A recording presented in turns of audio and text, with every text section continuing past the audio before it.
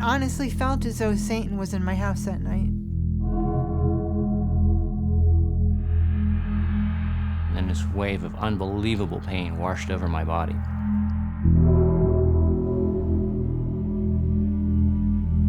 My heart was pumping and I was putting out a lot of blood.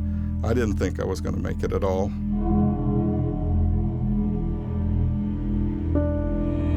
And I said, oh, dear God, this can't get any worse.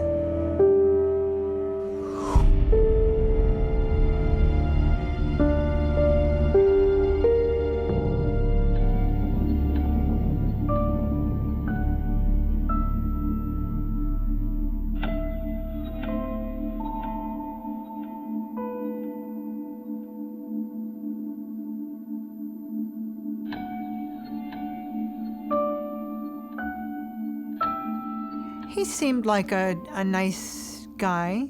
He was kind of cute. He had kind of curly hair on the top of his head and wore these nice shaped glasses for his face. And he had these really cute dimples.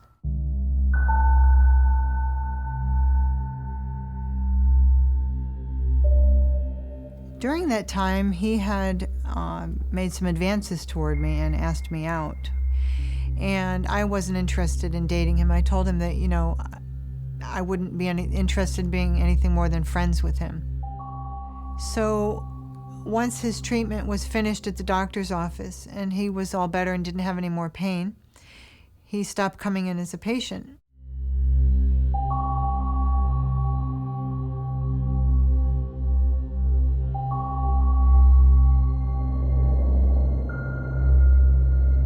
And I thought to myself, well, that's a little unusual. I don't usually like people just dropping by like that. And I asked, who is it?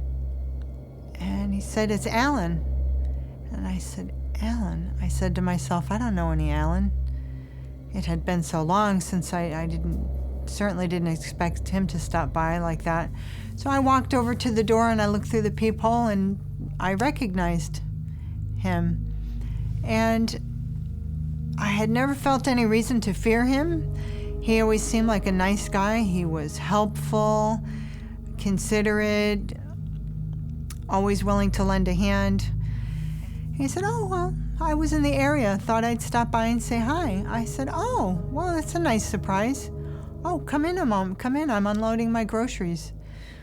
He came in and we talked for a few minutes. We were catching up and he was telling me he'd been out of town for a couple years and he'd just moved back not too long ago because his mom had been ill.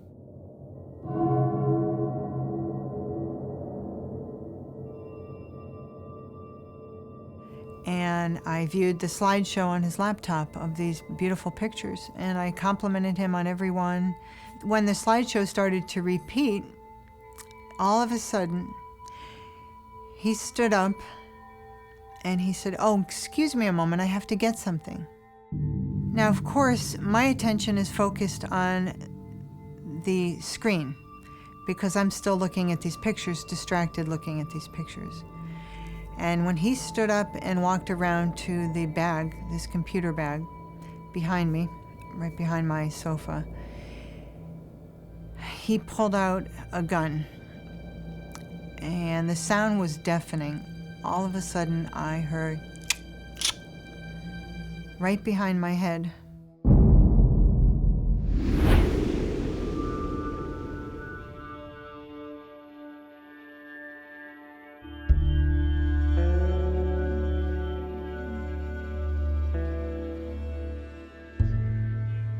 My wife was on vacation, and I decided to go up because it was supposed to be a beautiful weekend. The temperatures were just right, and it was a great time to be building on my house and getting some projects done. I was hoping to surprise my wife with some good projects finished up. And so I elected at the end of the day to paint some windows on the outside of the house, which are only accessible through walking over a metal roof. When I went and got my painting gear, I went around and collected some ropes to make sure that I'd be safe on the roof, because I knew I was by myself and didn't think too much of it, because I'd gone on the roof by myself before, and I'd actually installed some bolts in the roof that I could tie ropes off to, some eye bolts, and I'd tie myself on the roof because I didn't want to fall off.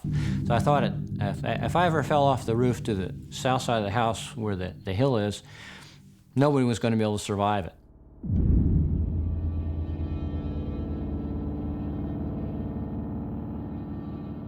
About a half hour into the project, I was attacked by some hornets. And I beat them off and then decided, well, I'd had enough of working on the roof. And I took my safety gear and my paint, went downstairs and started getting ready for a bath. I'd taken my clothes off and I realized that it was awfully quiet, and I was used to having my radio around, and I'd left it playing on the roof. So I threw a towel around me and just went up with a quick scurry up to the roof.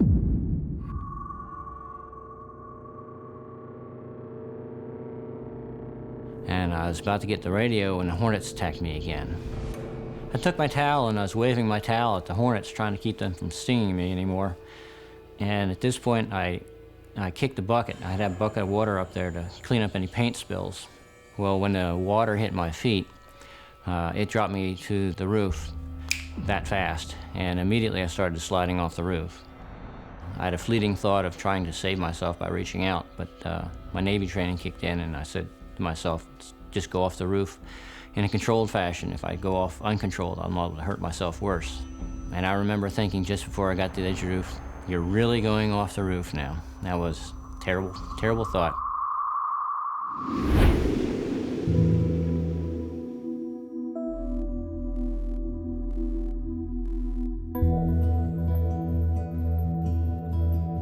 She fit right in with the guys. She rode a motorcycle and worked out a lot, things like that. She was fearless and in shape, attractive, and she was a good skydiver.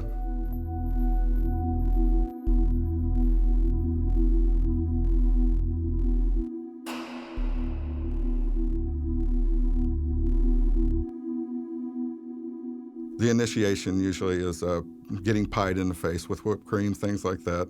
It's all in fun. And we were by ourselves when all of our friends and the rest of the skydivers come from nowhere, and they hit her with the pies.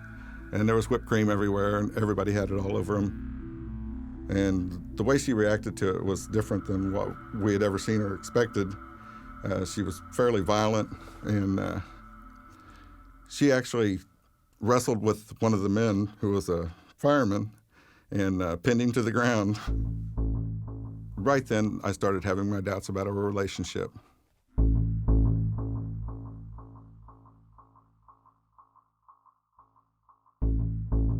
During the day, she was calling me on my phone at work, which she never had done it before. As the day went on, I knew that she wasn't at her friend's house. I clearly knew she was at a bar, and there was bar music in the background, and she was outright lying to me about where she was. This was the last straw, because I knew at that point I didn't want to have a relationship with somebody that could be that violent that quickly over nothing, and then outright lie the next day. So I, at that point, had made a decision that I would go talk to her.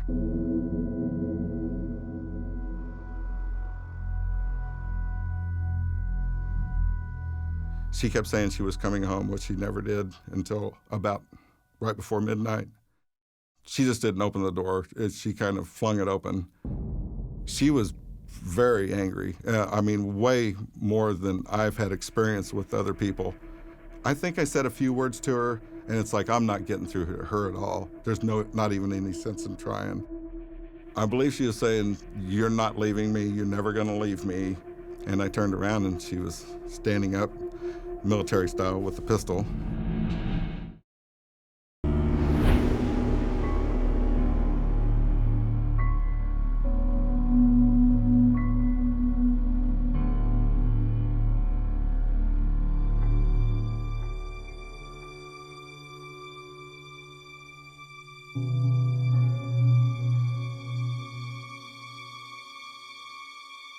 And then in the next instant, he put this loaded, cocked gun right up to the back of my head. And then he grabbed my hair in his other hand. And he said, Christine, I want you to listen to me very carefully. I want you to put your head face down. You're not going to feel anything. I'm not going to hurt you. Just do as I say. And I said to myself, I'm not going to feel anything? This man's going to shoot me in my head. For what? For nothing? Because I didn't want to go out with him? And the next thing I pictured in my mind was my blood splattering all over my white sofa floor, the walls. I pictured blood splatter everywhere. I pictured my cat's paw prints in the blood. And I said to myself, I said, God, my life's not going to end like this. And at that moment, I got the courage within me. And I did not give in. I did not do what he told me to do. I did not put my head face down in the sofa so he could just shoot me in the back of the head. That's what I thought his intention was. And I pulled away from his grip and I turned and I looked at him right in the eyes and I never blinked. And I looked at him dead right in his eyes and I said, Alan, I'm your friend. What are you doing? God bless you. And he said, Christine, and he tried to regain control of the situation. But at this moment, at this point, I figured I had nothing to lose. If this man was going to shoot me in the head, I had to do whatever it took to get myself out my door and get away from this man. And as I was walking toward him, he was backing up. He didn't know what to do next. I guess because I had tried to take over control of the situation.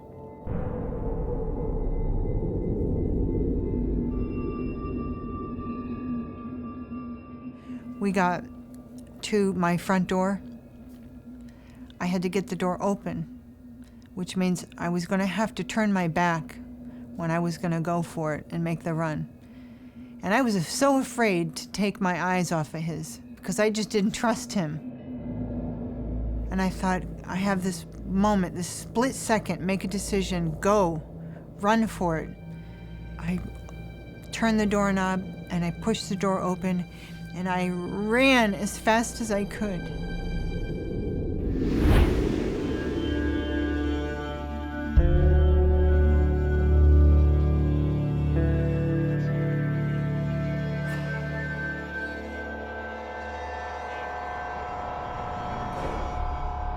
I remember just before I got to the end of the roof, it's like, you're really going off the roof. And it was a bad feeling because I knew I was alone and I was going off for a pretty good fall. The fall was in excess of 20 feet, and I figured it was really going to hurt when I got down at the bottom. And when I hit awfully hard.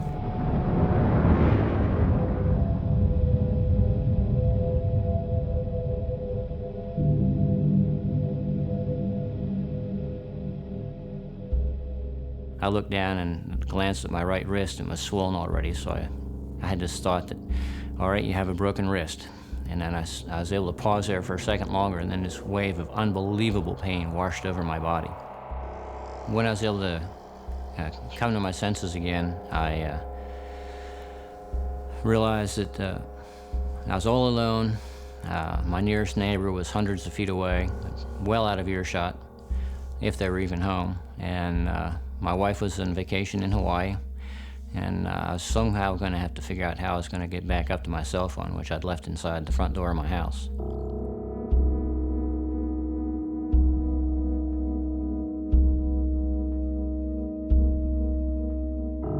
I decided at this point I better figure out what was wrong with me. And so I was able to stand up. My knees were shaking like leaves, and I remember leaning to my left, and as I leaned to my left, I could feel my pelvis grinding on my left side.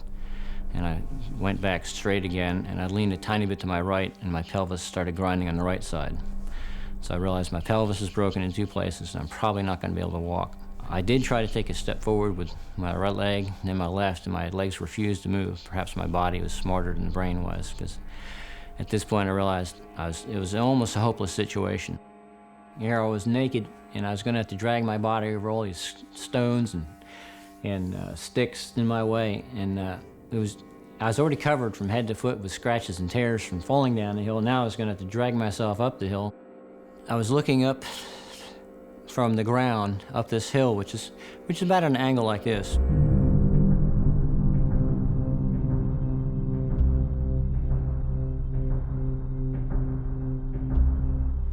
So I painfully started making my way forward, an inch or so at a time. That's all I could get. And time seemed to stretch on forever, and I did not make that much progress. But I kept pressing on with the thought, if I'm going to save myself, it's got to be me. And nobody else is going to be around to save me, and I don't want to die out here.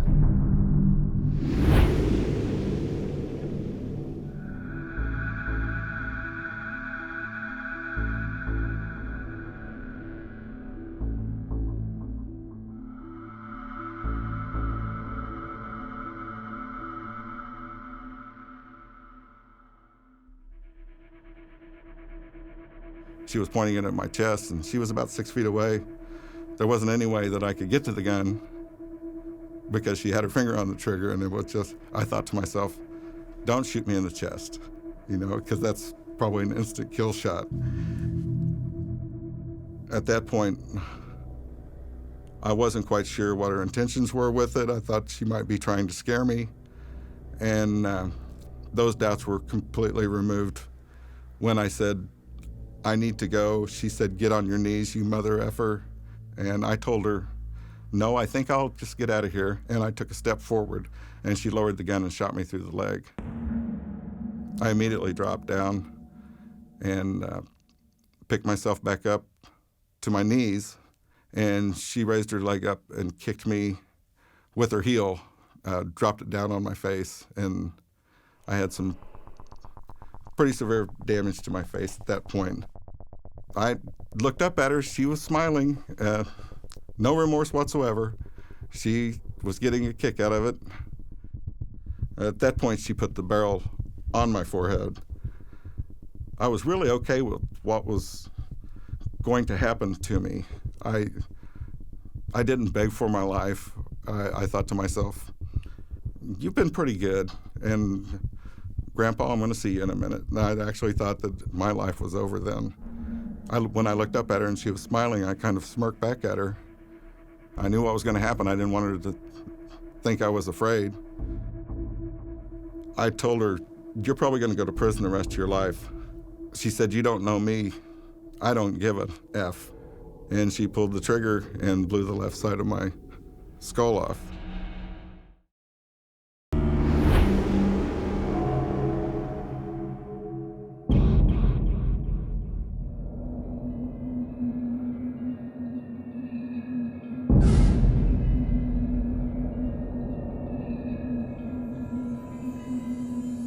And as soon as I took off and I ran, and my eyes were no longer fixated on his and my back was turned, that man opened fired on me. I was running so fast that the first bullet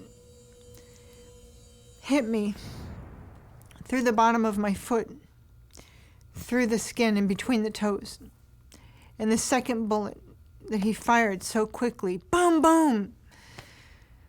The second bullet went right through my spine, obliterated my spine, shattering my spine, severing my spinal cord. And I'm laying there in my driveway, right on the side of my driveway, in the gravel side. And I said to myself, my God, what just happened to me? What just happened? My God, I've just been shot. I'm not gonna die. Not like this, not now.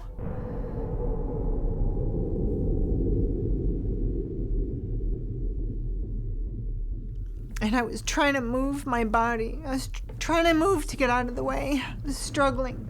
my hands, and I couldn't move. I was paralyzed. It was dead weight. I felt like I had been pinned to my driveway. I was helpless. I couldn't get out of the way. I couldn't move. I couldn't run. I was at his mercy.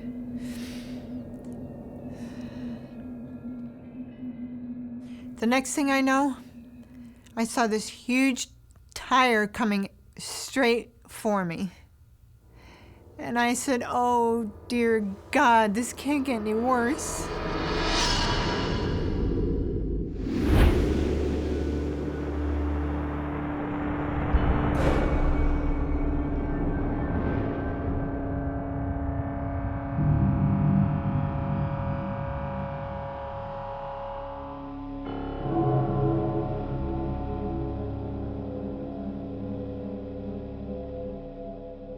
There was nothing I could do except come to grips with the fact I was going to be dragging myself up the hill. I couldn't raise any part of my body to get it off the ground, so whatever I encountered, whether it be rock or stick, it was going to be dragged across there and it was going to continue to scratch my body up.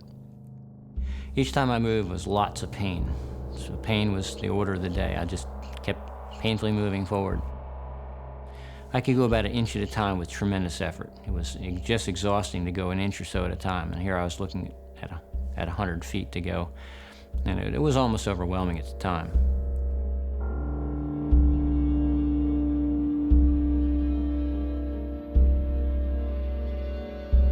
And I just had to press forward with the thought of, well, once I get to the steps, maybe it'll be easier. I couldn't make any use of my right hand, so if it fell over, I had to pick up this broken hand and put it back to where I was going. So I was trying to crawl and keep my hand arranged so that I wouldn't hurt it anymore, because every time it fell, it was not as adding to my pain again.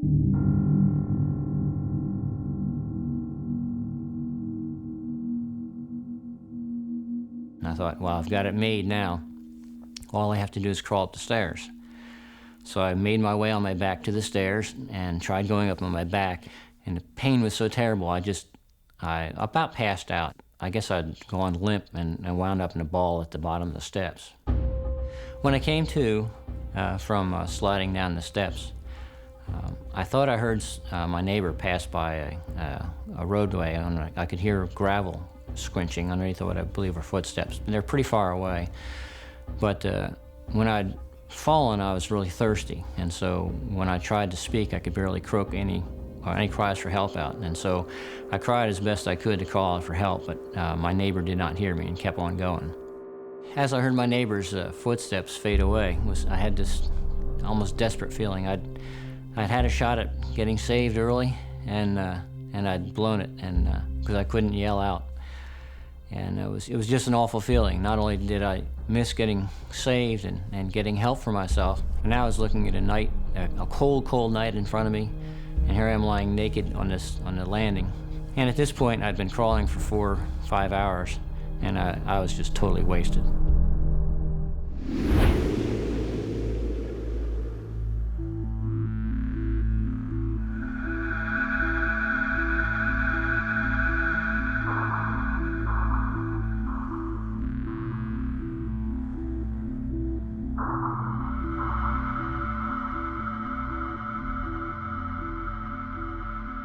And she pulled the trigger and blew the left side of my skull off. And the shot was so forceful that it seemed simultaneously that when the bullet hit and the sound went off, the back of my head hit the concrete.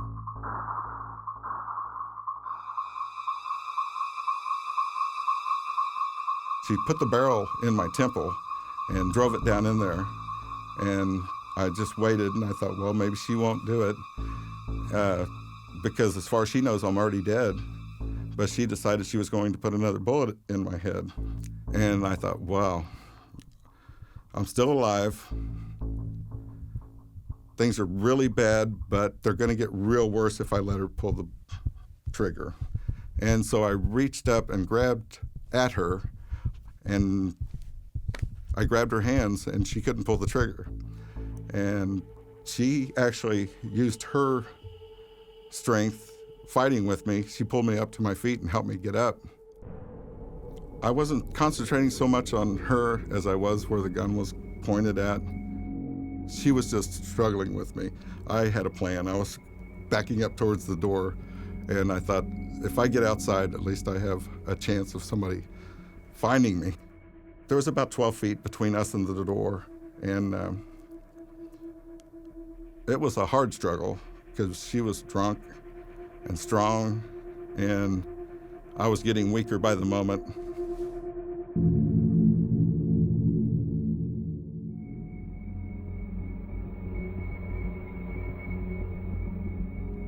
We got to the door. She was inside the house. I was outside the house. The door was open. I thought to myself, I have to let go of her to get away. And when I did, she was squeezing on the trigger and the gun went off.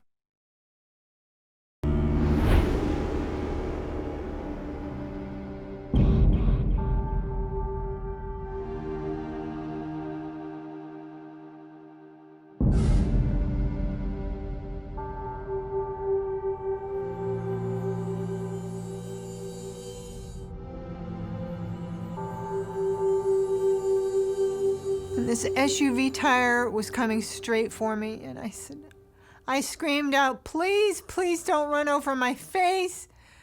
I was so worried about him.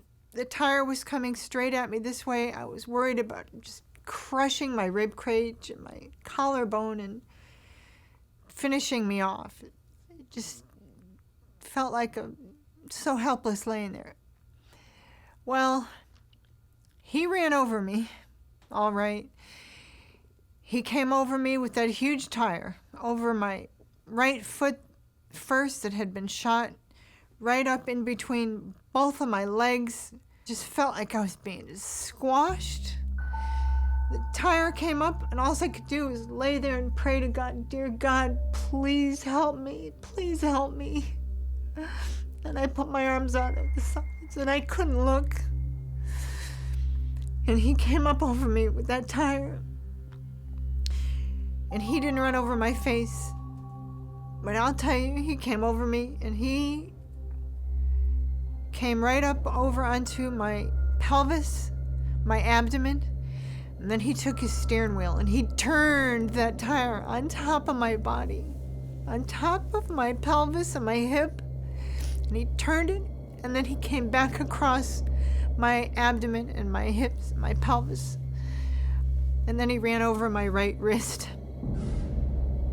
And I just laid there after he backed off of me, and I just said, oh my God, I can't believe I've just been run over. It's not enough I was shot. This guy had to run over me too. He's really trying to kill me. Why? Why?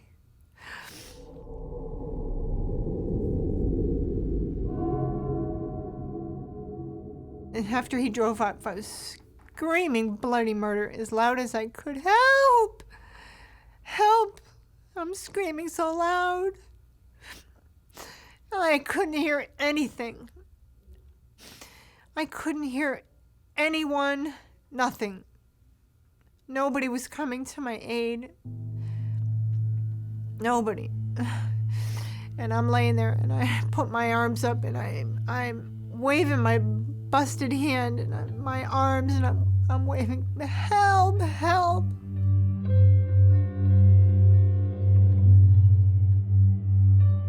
And this vehicle pulls up in front of my house, and I thought, oh, thank God somebody's gonna come help me. And this person was approaching me so calmly and quietly, and I thought to myself, this is very strange, something's not right. And oh my God, it was him. He came back.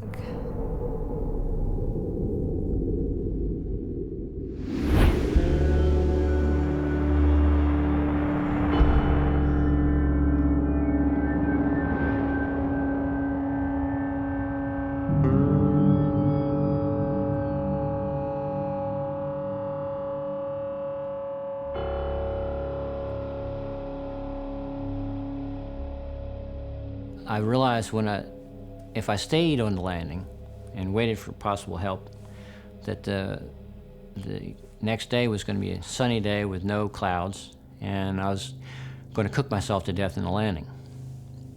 So I couldn't stay on the landing, but I couldn't get up the steps, and it was an awful feeling.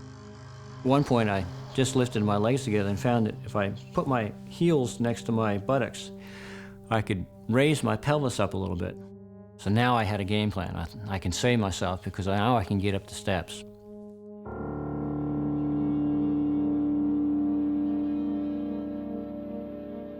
I'd already been pretty foolish in falling off the roof, and I didn't want to add to my folly by trying to go upstairs in the dark.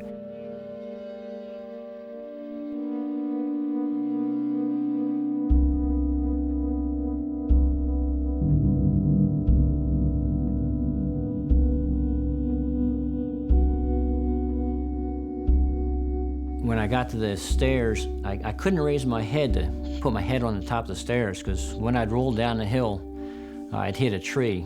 And so the tree, I'd hit the tree in here, and it had broken my collarbone and made my neck so stiff I couldn't raise my head myself. So as I pushed myself against the steps, I had to take my left hand and raise my head on the steps, and then push like heck with my heels, and then try to work my way up the stairs. And so I raised my pelvis up successfully and put it down, but my pelvis wound up being right on the edge of the first step, and the pain was just unbelievable. I could see the door. That was my gateway to salvation. If I could get inside my door, I could get to my cell phone and call for help. And I was able to look down and saw that at this point, the sun was about 4 inches below my feet. I was losing the race.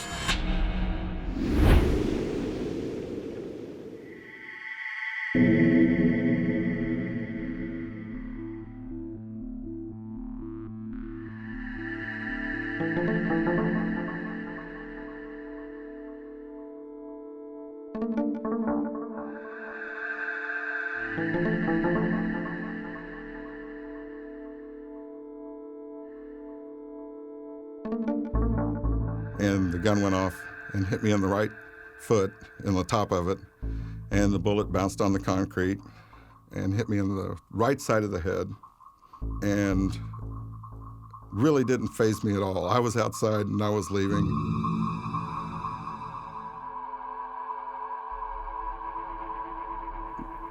Neither of my legs were working well, so I was crawling part of the way. I was on one knee. I was just struggling to get to the other house, and she was behind me, beating me in the head with the butt of the gun, and she was screaming, "Die, you mother effer, die, you mother effer. Why don't you just die?" I was trying to just get away from her, and that wasn't happening. She was right on me. When I got to the house, I was trying to get somebody's attention, and I fell against the big picture window, and the panes, when they broke, the curtains opened up, and I seen two people in there, and they were hugging each other, and I could tell they were terrified, and there was no help there. I don't blame them a bit. There's a lady behind me that still has bullets in the gun, and she's beating the back of my head that's already been traumatized enough. I had this, part of my scalp was hanging down and smoking still from the gunshot. Of course, my heart was pumping, and I was putting out a lot of blood. I didn't think I was going to make it at all.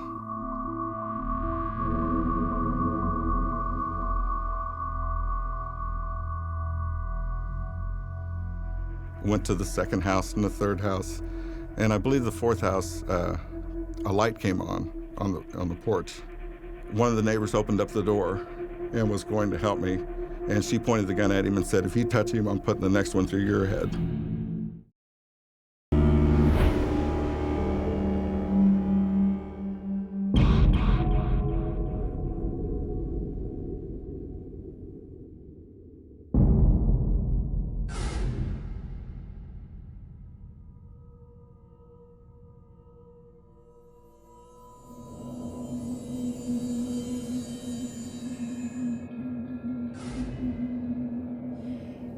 And he picked me up by my ankles, and he dragged me on my back across my driveway, over by my carport, over by some bushes to hide me from view from the street, evidently.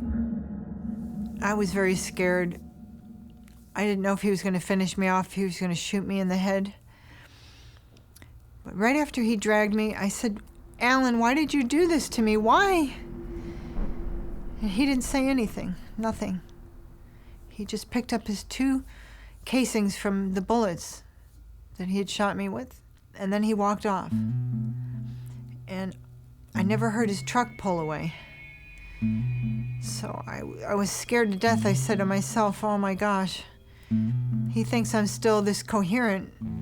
I just spoke to him. He may come back and finish me off. So I kept quiet as a mouse. And then all of a sudden I heard these engines, these cars coming up the street so fast.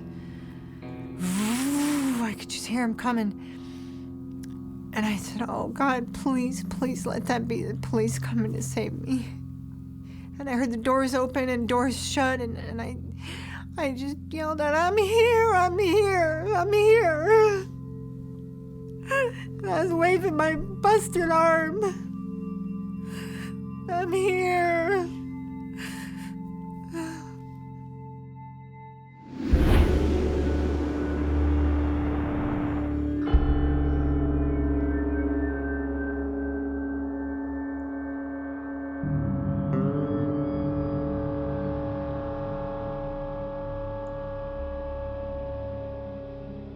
I didn't think the stairs was going to be my issue when I started crawling hours and hours before, but the stairs were like a monumental effort to try to go up. So I struggled up, leaving my skin behind for the next few steps until I was about 2/3 of the way up the steps. And at that point, I was just so wiped out. And now I knew I had a race between me and the sun.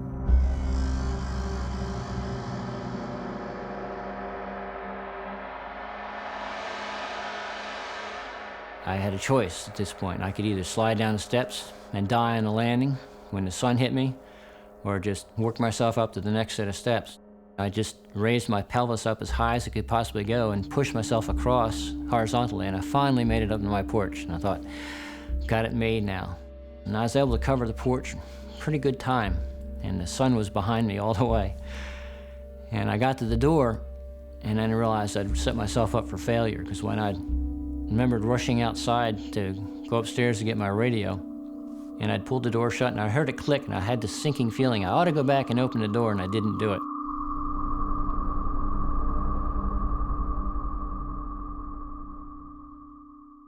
And I raised my left hand up, my only good hand, and I could just touch the bottom of the doorknob. So what I had to do is curl myself up inside my door jamb, and knew it was just going to hurt like heck. So I just rolled myself up in my broken pelvis and shot my left arm up and caught enough of the handle, and I was able to turn it, and the door popped open, and I'd made it.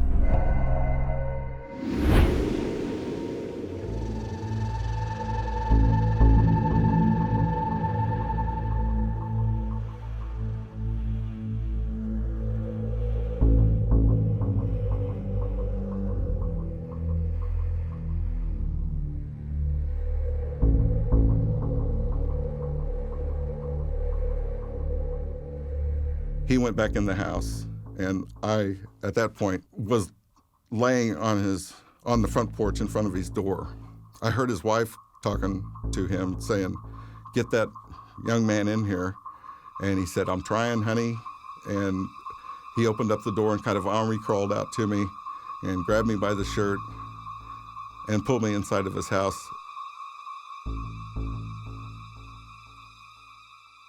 I thought to myself, the cavalry's here, something, at least the violence will stop, the shooting will stop. When she heard the sirens, I guess she ran back into the house. Oh, she actually called the police and dialed 911 and said, "There's a man in my house. I think I might have to shoot him." And this was long after the shooting was over. And they took her to jail. And I got in the ambulance.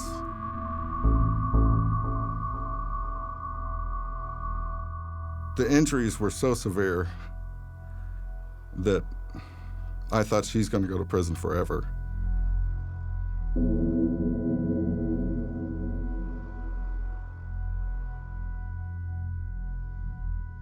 I'm very thankful to the EMTs and the police and the neighbors.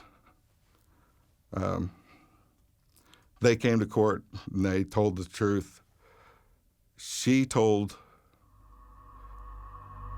them that I was abusing her.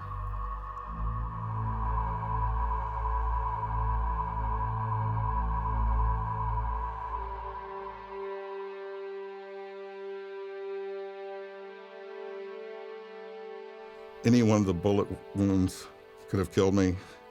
Any one of the kicks could have killed me. The butt of the gun could have killed me. As many times she hit me in the back of the head. And they let her go.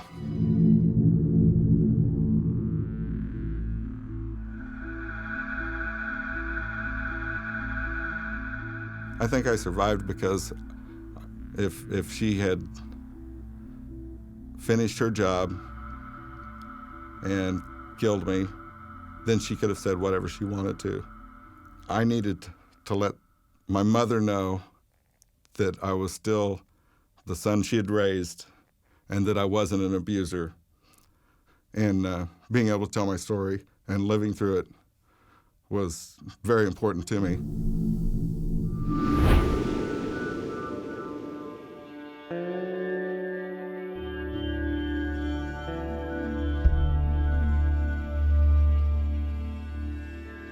I never thought my whole life that I'd ever have to dial 911, but I sure was there, glad it was there when I needed it.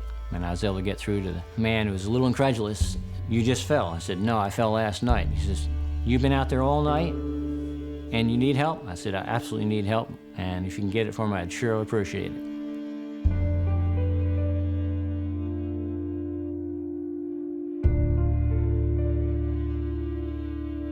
There's almost no place in my body that was either not bruised or scratched. I stayed in 1 week in the trauma hospital, and I transferred to Houston Orthopedic Medical Center for 2 weeks of rehabilitation. And I received homebound treatment and then outpatient treatment, and I was actually back to work in 9 weeks. I survived because I had the will to go forward. I had a tremendous will to live. I wanted to keep going. I didn't know what I needed to live for, but I wanted to keep going. And when I got desperate to survive, I thought about my wife, kids, and family, and that gave me the strength to go on.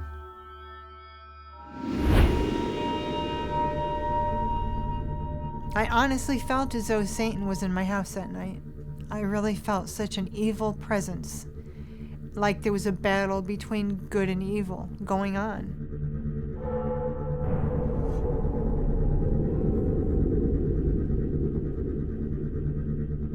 And when the paramedics showed up, he told them that he had shot a woman in Fort Lauderdale, and he was trying to kill himself.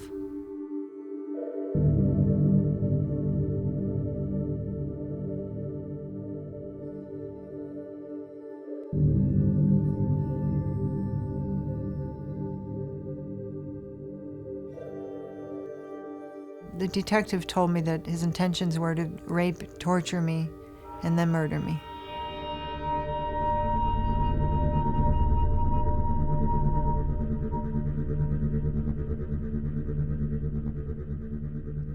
I'm grateful that I'm not a quadriplegic, or that he didn't shoot me in the head, that I'm not dead.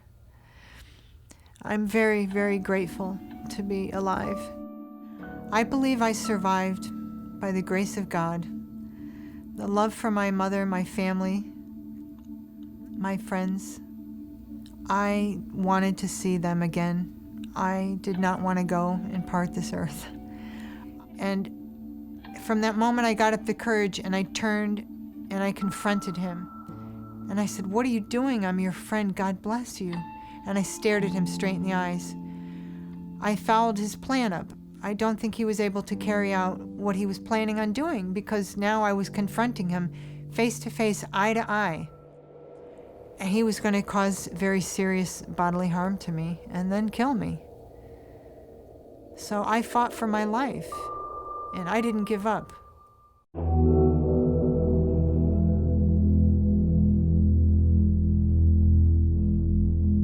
We were flying down without any fuel from about 25,000 feet.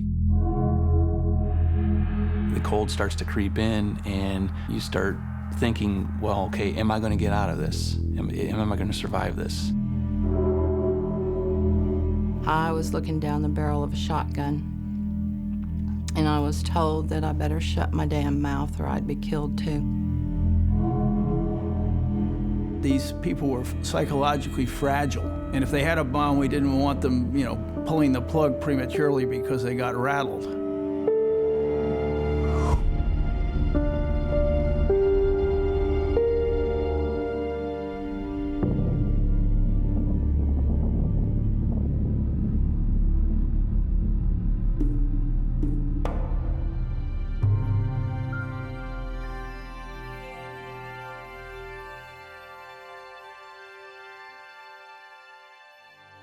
This plane that we were on was going to fly from Addis Ababa to Nairobi, an hour and 40 minutes.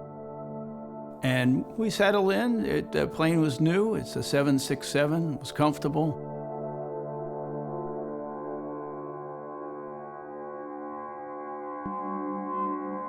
And then I saw this guy come down the right aisle, and he's sort of waving his arms. He almost looks like he's a bit crazy, kind of a tall, thin guy.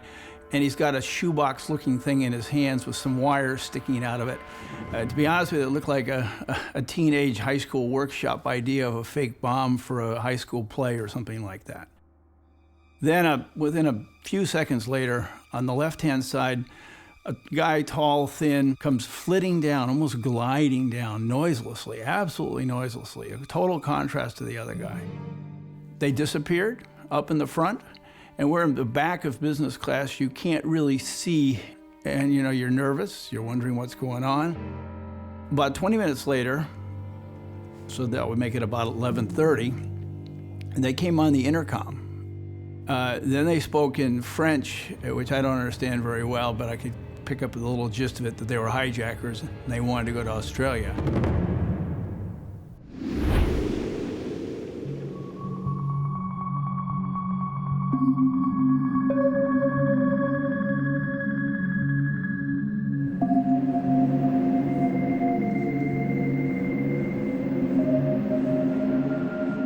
Ice fishing season generally starts up around mid to late December. The best fishing of the season is generally first ice and last ice, when it's usually the least safe. We typically do 10 to 12 ice rescues a year, or calls for ice rescues a year, and it has been high as 20 in a season.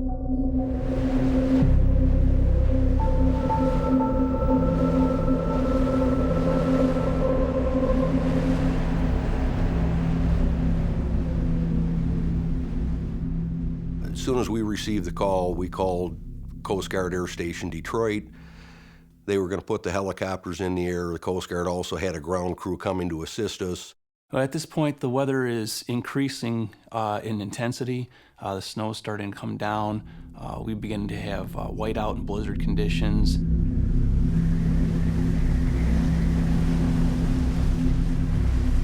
The piece of ice they were on was about a quarter-mile long by a quarter-mile wide.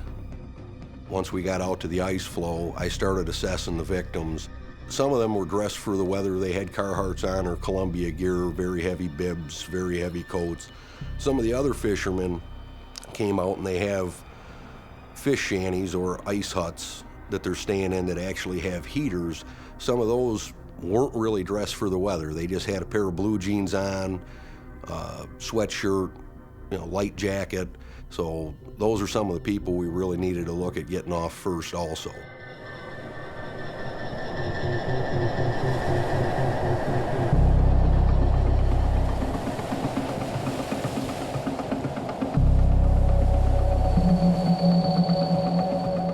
It was a 4-person craft, so we were able to ferry back 2 people at a time. They had a pilot and a co-pilot in there. They took a load of people in. The Coast Guard helicopter sent their swimmer down and hauled up a few victims. So they eliminated pretty much the rest of the victims other than 3 gentlemen. The weather had just turned so bad that the Coast Guard made a decision to call off their ground crew. So that meant that we had no Coast Guard boat going back and forth.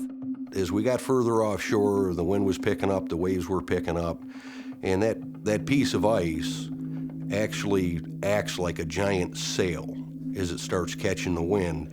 And the further out you get, the faster you start moving. It had been about 45 minutes since they had broken off. We were approximately 2-3 miles offshore at this point. We were starting getting waves 3-4 foot high, and the solid 6 to 8 inch ice floe that we were on began to flex like it was a rubber band. The wave action was just tearing the ice up. It starts breaking it up into big hunks. Our quarter-mile by quarter-mile piece ice that we started off with was down to about 100 yards by 150 yards. It was inevitable that we were going to go into the water.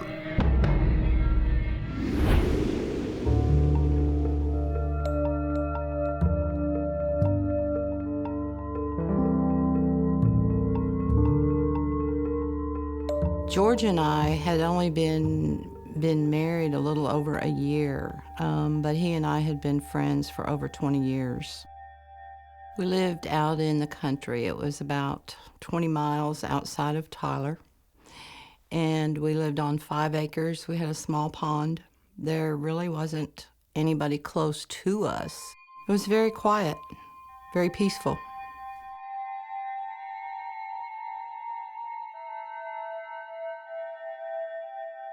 At 1:45, I got up to go to the bathroom, and I went down the hallway, and I noticed that the dogs were barking. I was half asleep, half awake. And as I walked into the bathroom, I realized that there was definitely something wrong. I knew that it was that bark, that something was going on that shouldn't have been. And as I turned around to go check on them, I saw a man in the hallway with a shotgun. The only thing that I could do was immediately start screaming. And that's what I did. It was like everything shut down.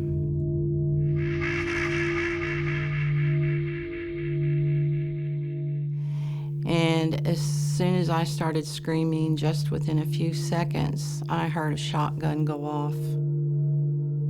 I didn't know for sure whether or not George had been shot, but my instincts told me that he was, because I was screaming, and the way the man was headed down the hallway toward our bedroom, I knew that George had been coming out of the bedroom.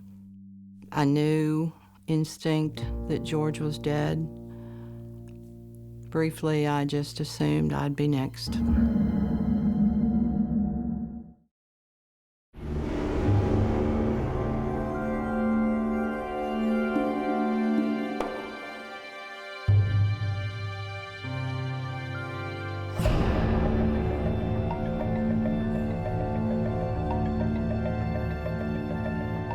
I immediately got real nervous because flying to Australia is 5,300 miles away, and I'd flown small planes many, many years ago, so I'm sort of interested in aviation.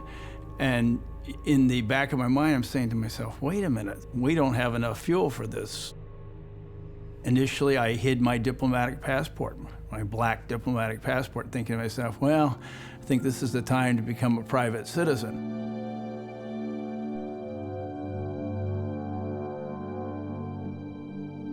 The initial reaction of the passengers was fairly blasé, and to be honest with you, fairly early on, I sort of tried to engage a couple of people near me, and it was like they didn't want to be bothered. I think we all did realize, maybe instinctually, that these people were psychologically fragile. They were on edge, and if they had a bomb, we didn't want them, pulling the plug prematurely because they got rattled.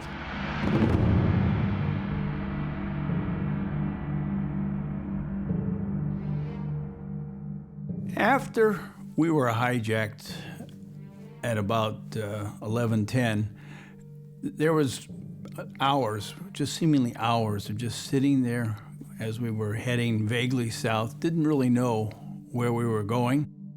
Couldn't see outside the plane, so we couldn't see what kind of visual things. And my wife and I are talking, and she's calm under fire. She's a psychiatric nurse. She's very good in these kinds of situations. And there's, in general, an uneasy, eerie, edgy sort of calm in the plane. And we kept flying and flying and flying.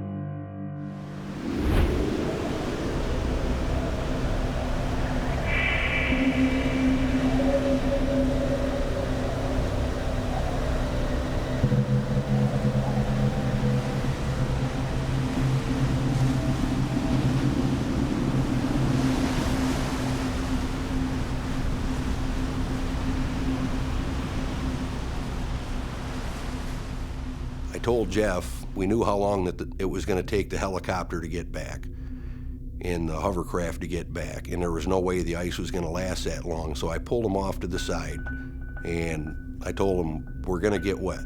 We're going in the water, and we need to stay together. We had the 3 victims lie down. We had them face us, which was away from the wind, so they couldn't see the ice breaking up behind them. We just did not want anybody to panic. We started having them move back so that they weren't caught into the breakage of this ice, and we could only move them back so far. And at that point, Frank said, "Here we go," and one of the victims said, "Here we go, what?" And the ice broke from underneath us.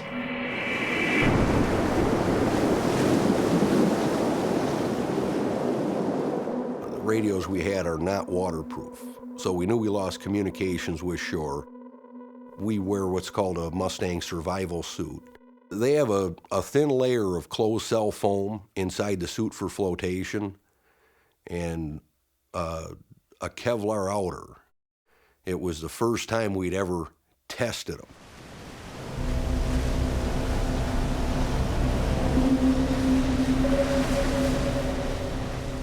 Well, we had 2 guys in life jackets, life vests, that were brought out to them.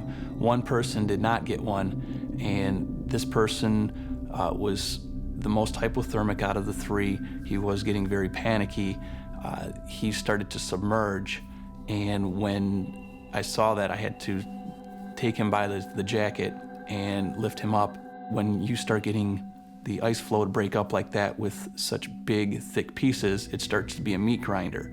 And if you get a limb or a finger or a head caught in between any of these, they will sever it off. You were trying to watch out for the big chunks of ice and not get caught in between them. It was absolutely pitch black. The snow was coming down sideways. The wind was blowing 50 to 60 miles an hour. The spray coming off the top of the waves was obscuring your vision. It was a very difficult situation.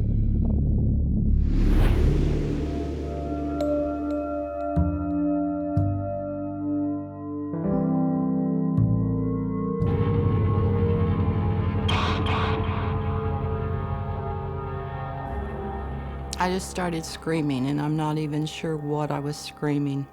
It was something I really can't explain. It was like everything shut down except my mouth. I was looking down the barrel of a shotgun, and I was told that I better shut my damn mouth or I'd be killed too. I couldn't shut my mouth. I just kept screaming and kicking. I remember being hit on my arm, and as I was being beaten, I could feel the nails going in my back from a magazine rack that a friend of mine had made for me. And the last blow to the back of my head, that's when I heard it was like an explosion. And I saw the little white stars that I've heard men talk about, but I really never understood until that night. I saw another man standing there, but now it was dark. It was, around 2 o'clock in the morning, and we had an outside light. That was the only light that was on. So basically what I was seeing were outlines.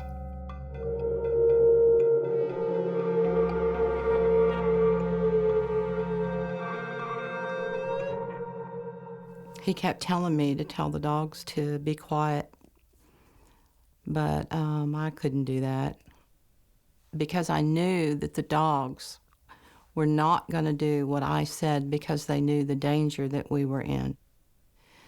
And the one had a hold of my hair and took me outside and shoved me on the ground and shot one of the black labs because it wouldn't stop barking. The half collie, half German shepherd immediately stopped barking. And the other Pepper, I didn't hear another word out of her either. When the dog was killed, when Magnum was killed, there really wasn't an emotion. It was more of assuming that was part of what was going to happen the rest of the night.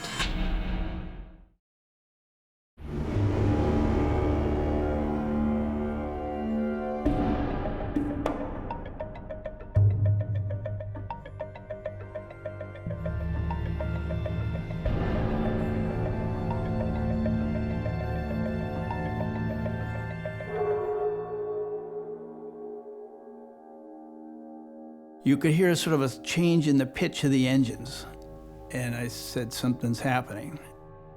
Within a few minutes thereafter, the pilot came on, and he said, we've lost fuel in one engine. They won't let us refuel. We're running out of fuel. We're going to run out of fuel in the other engine very soon. The plane broke into total chaos. People were crying. People were thinking, we're not going to make this one necessarily. He came on a second time, somewhat later, and told us he was going to have to ditch, that he had lost fuel in the second engine. So we were flying down without any fuel from about 25,000 feet. I immediately realized, well, this is a water landing. He also had told us to put on the life jackets, but not inflate them. We got them in the back. We could hear a pop, pop, pop, pop, pop, pop, pop, as they all panicked and inflated them prematurely. And at that point, I actually stood up in the seat. I remember telling people, don't inflate your life jackets. You're supposed to, because once you inflate it, you're real floaty. You're like a balloon man walking around. It's hard to get around and hard to get out a door.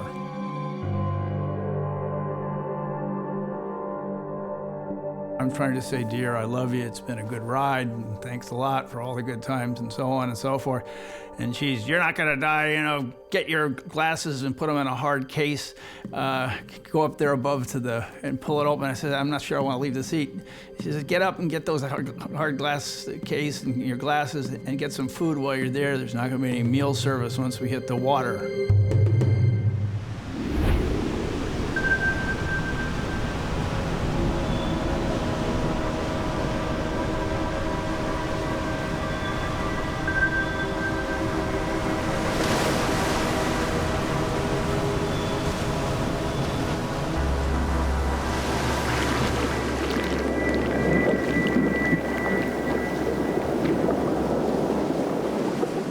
It was extremely cold out there.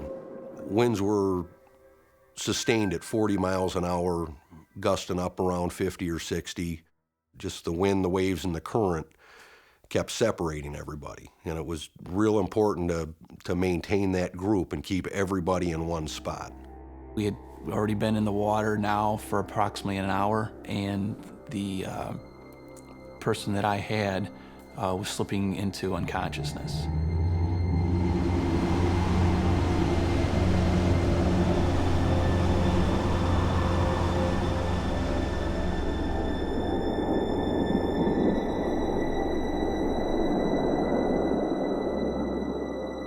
Jeff did a very good job. He would keep putting the victim up on a piece of ice. He would get up there himself. He would last for 3, 4, 5 minutes, get washed off of that one, get back up.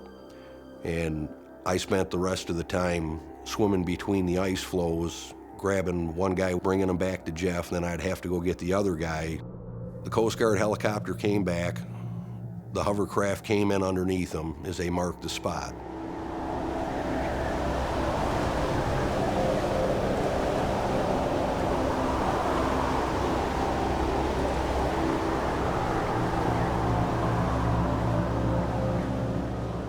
Once we got the last victim out of the water, there was really a sense of relief that all these people are going to make it. We got everybody out. We've rescued everybody. We're not going to lose anybody.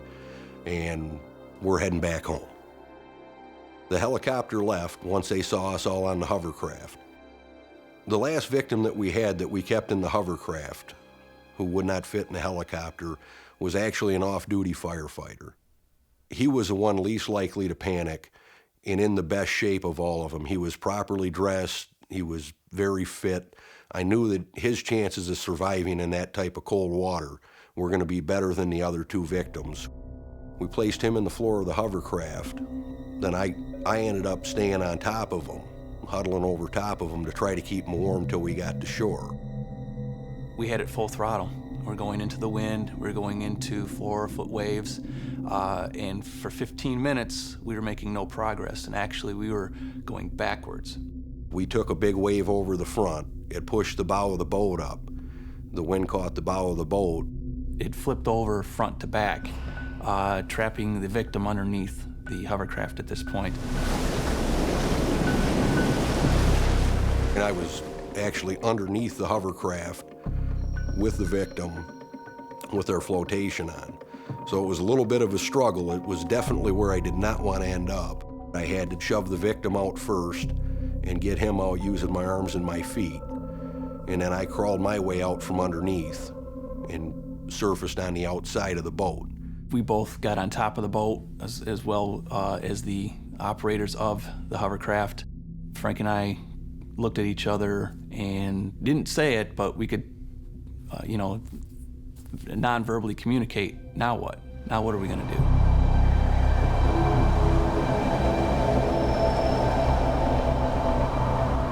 We have no way to signal. We have no way to communicate. The Coast Guard figured their job was done. They were taking those victims in to be transported to the hospital. And I knew it was gonna be a while before they figured out something was wrong. And our bigger problem is because we traveled from the last known point that the Coast Guard helicopter saw us, they were gonna have a difficult time setting up their search pattern. Now they were gonna have to look for a needle literally in a haystack out there.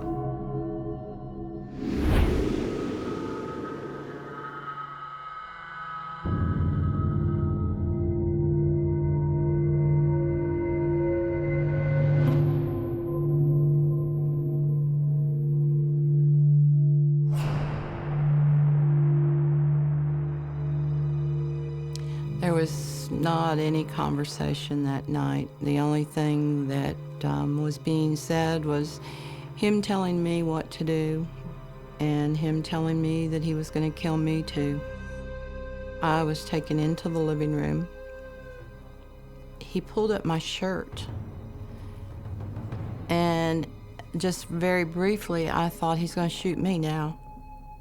But then he dropped my shirt back down. And then he began to rape me.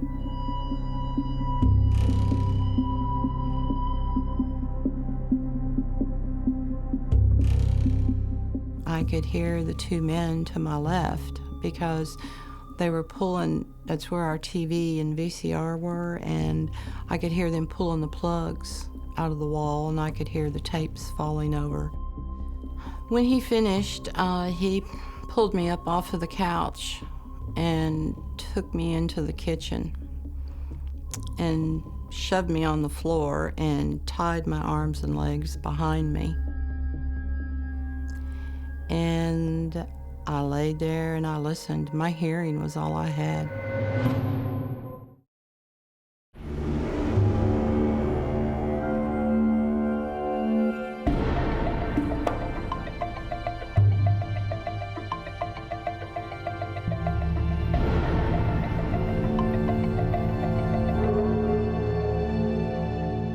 And the plane's coming down fast. We could see water off to the side as we rolled the plane. That was the first time we could see the water. He had no sense of time at all. It was eerie how much you had. You could be 10 hours or 2 hours. You really didn't have a feel for it.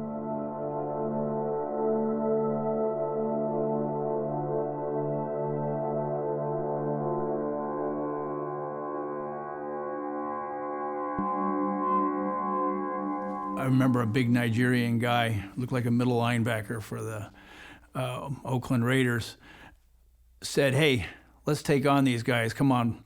And he looked at me and a couple of other men in the business class who were near him. And I said, "Hey, I agree with you, but let's sort it out once we hit the water. There's nothing we can do. The fact that we're in control of the plane as it hits the water, or they're still standing up behind the pilot, is going to make no difference." We were swinging wildly in the plane. I got down a blanket and a pillow and gave the pillow to my wife to protect her head with. I took the blanket and sort of put it over my head. We're sitting in our seats, and you can see outside the plane's going to hit the water within a minute or so because we're just above the water and we're skimming along. We're bending forward, so we can't really see anything in the last 20 seconds or so. And then we just sort of relax and wait for the moment of impact, just a few seconds. And we hit the water.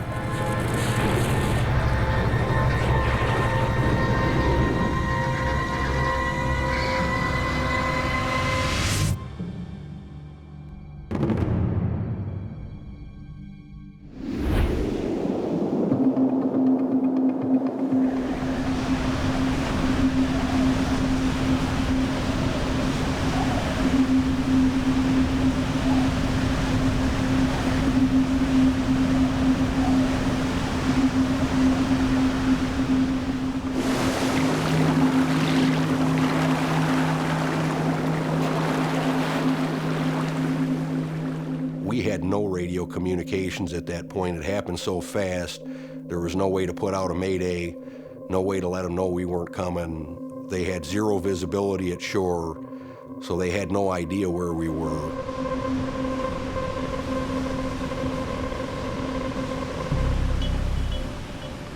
We had 2 guys on one side of the hovercraft, 2 guys on the other side of the hovercraft, and we laid the victim over the top. The wind was actually blowing the top of the waves off. It was blowing so hard, and the waves would crash down on top of the hovercraft and wash everybody off the top of it.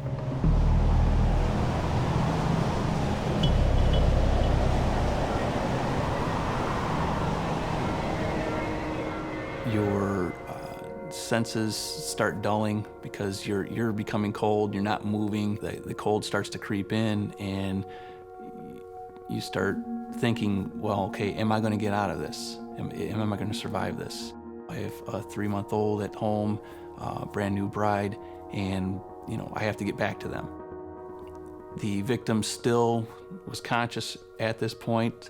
As he was starting to lose consciousness, his hypothermia started to increase. Frank had a hold of him, and he looked at Frank and said, "Tell my wife that I love her, that I can't hold on." At that point, our victim ended up going unconscious due to hypothermia. We were able to discuss freely between the rescuers at that point, and I pretty much let the guys know where we stood. I grew up on Lake St. Clair. I've spent my entire life out there. I knew approximately where we were going to end up. As we got closer and closer to the south shore of the lake, I could begin to start picking out between the snow squalls the lights at Bell River, Canada. The main concern was all the ice that was out in the lake was also blowing up onto that shoreline. We weren't just going to have a nice roll up onto the shore of Canada and say, "Hey guys, we're here, take us home." The wind blows the ice packs into the land, and it has taken out docks and seawalls and fronts of houses. These ice packs can reach 20 feet. All of this weight, all this ice, it becomes a meat grinder. You can imagine what happens if a person were to get into a situation like that. There's no way to survive that.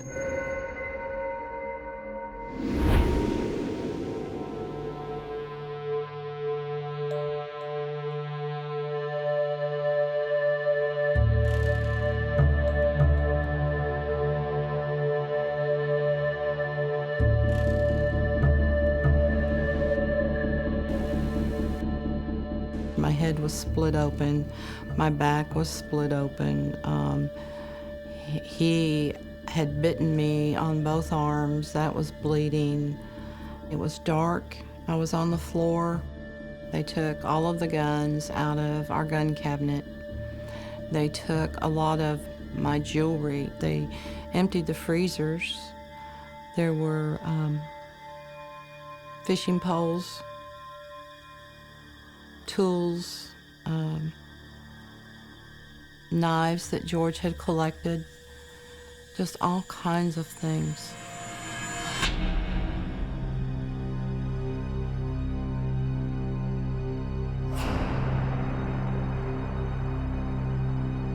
And I knew it was the same man that I saw at the end of the shotgun. I knew it was the same man that took me outside because he was constantly talking, and I recognized his voice.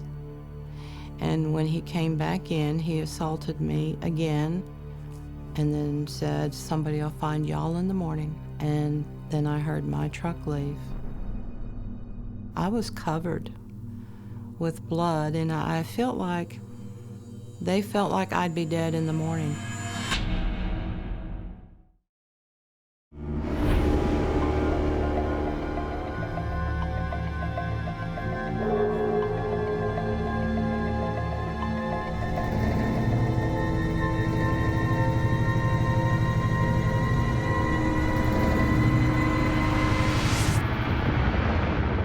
And it was like a 100-mile-an-hour washing machine accident. And the tumbling was when the plane pinwheeled, and the whole plane pinwheeled into the air and then broke apart in 3 parts. And I said, uh-oh, I'm dead. And I blacked out.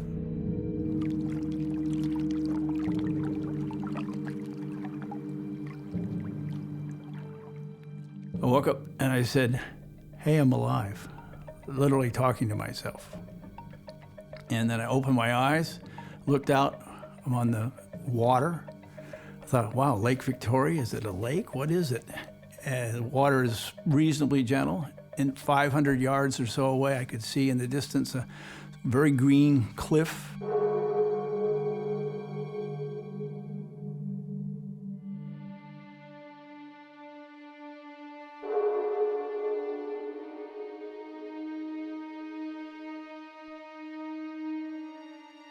There are a handful of passengers bobbing around in the sea. There's luggage scattered, broken around. I looked for my wife, who had been sitting to my right, and she was gone. And my heart went right into my throat, and I went, oh my God. And just total panic, total fear. But then I quickly looked to my left, and she was there on the left. We had been, as we were thrown out 150 yards or whatever from the plane, she was bobbing in the water. She had her eyes closed. Her face wasn't even wet. And we were both still belted into our seats. And I said, are you all right? She said, I'm okay.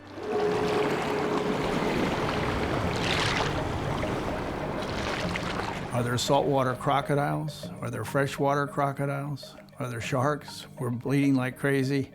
And I started swimming, pushing her in front of me. I kicked off my shoes to swim better, and it was bleeding. I was going to die if I didn't get treated fairly quickly.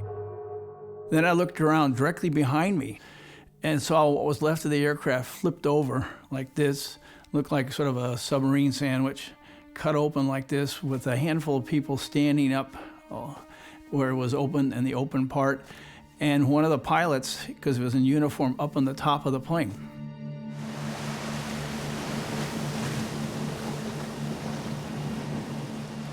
Eventually, I looked around just to the right and saw a bunch of watercraft. I saw a windsurfer. I saw some small, like Zodiac boats.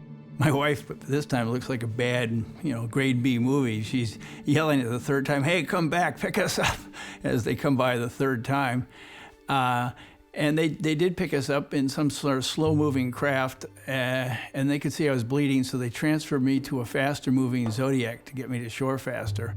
So I'd survived a plane crash. My wife had survived a plane crash, more importantly.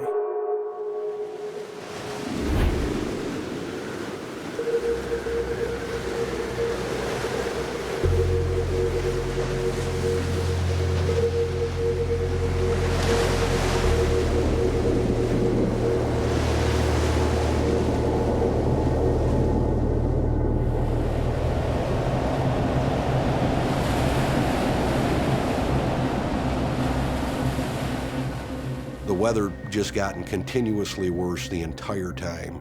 It was snowing heavier at this point. Visibility was cut down to approximately 75 to 100 yards at best in between the squalls. When some of the squalls would hit, your visibility was no more than 15 to 20 feet.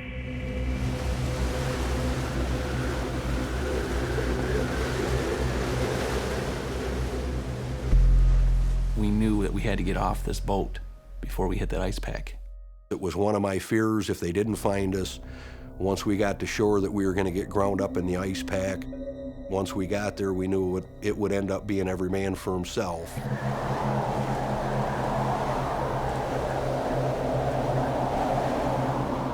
At this point, we can see the helicopter starting its search pattern. I really knew that there was no way that they would be able to see us out there in those weather conditions.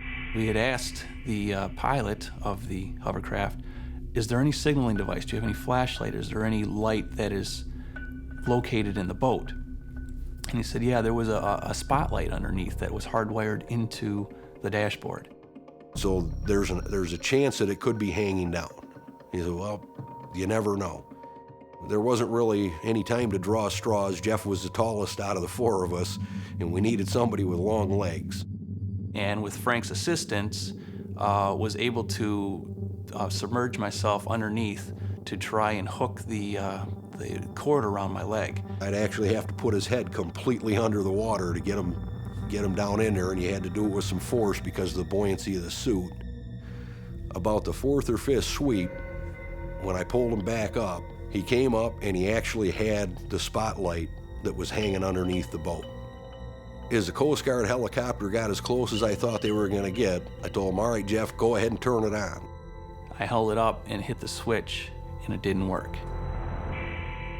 And your heart kind of sank, and he hit the button again, and the spotlight actually came on, and with the snow, it really lit up the sky. It lit up the entire helicopter. I know it lit up the cockpit, but it sure was a good sight to see that helicopter lit up in the sky. It was over. We were good. They knew where we were at, and we knew at that point we were going home.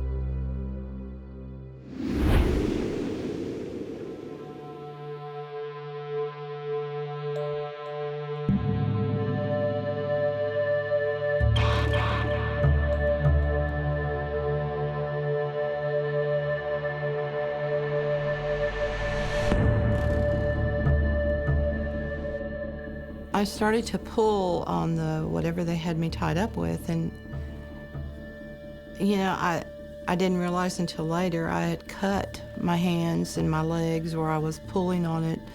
But you know, at the time I wasn't thinking about that. I didn't care about that. I love it, you know. I could have ripped my skin off and it wouldn't have mattered. I had to get to George, and I went to where George was, and he was in the hallway, kind of. He was on the floor. I couldn't pick him up. And I just went on out our bedroom window.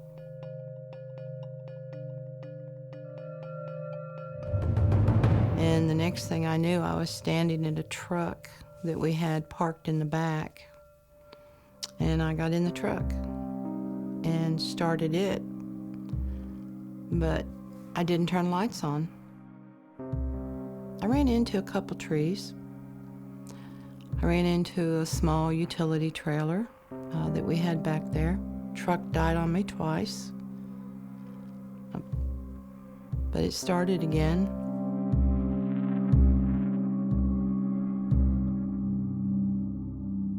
From that point until I got to the store parking lot, I don't remember.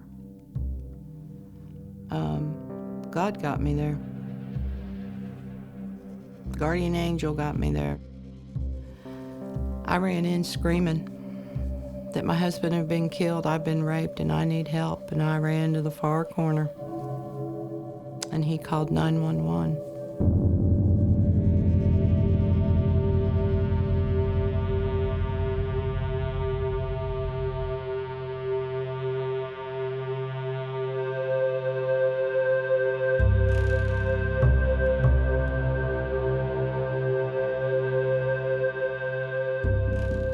My mind was taken from me.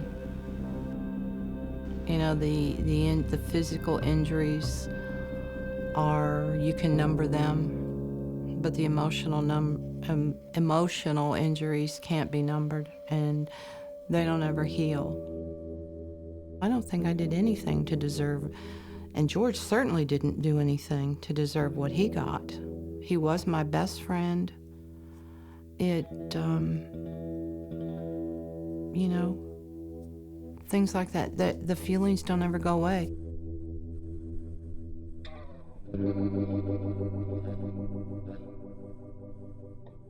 I survived to speak up for other victims and to let them know that, hey, we can get back up.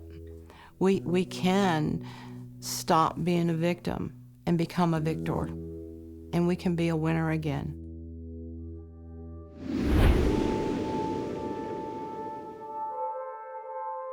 The Coast Guard pulled our victim up. They transported him back to the Selfridge Air National Guard base, where our guys transported him to the hospital for severe hypothermia. They brought their helicopter back out and they dropped the sling down, and they were able to actually pull all 4 of us off there.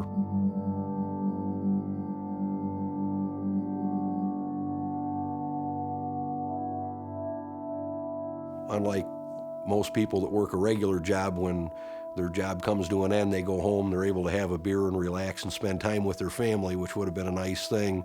But as a fireman, we work a 24-hour shift, and we were still on duty.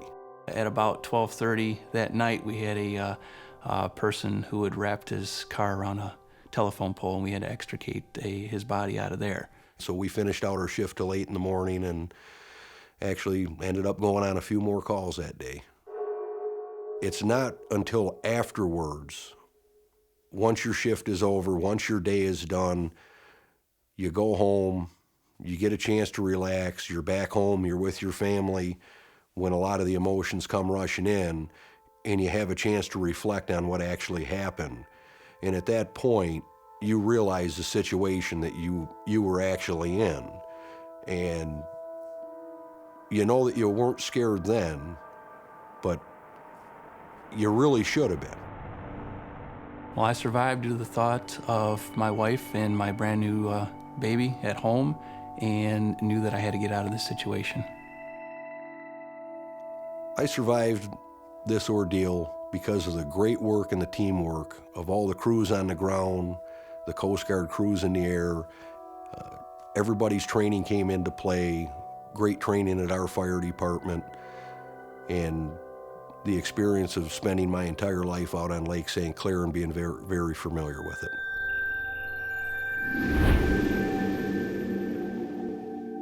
You know, all the planes have been hijacked, only 1 or 2 have come to a bad end.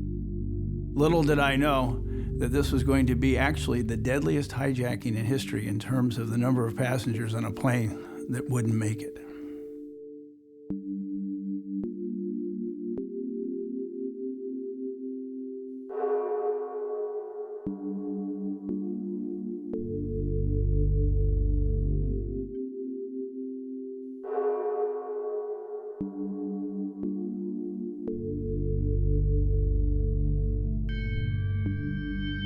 I survived because I had a wife that was competent in giving instructions on how to prepare for a plane crash. I survived because I got a free upgrade after I had boarded the plane, the only time in my life that's ever happened where I went back out and was given an upgrade from a row in which everybody was killed to a row in which everybody lived. We were unbelievably lucky. We got a lucky break from those above.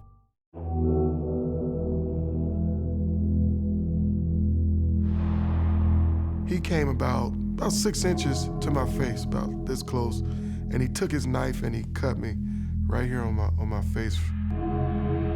I guess it would be like a panic attack times 10 at that point. My heart was racing, you know, I'm sweating, I'm shaking, I'm thinking, this is it, these are my children, God, don't let nothing happen to my children.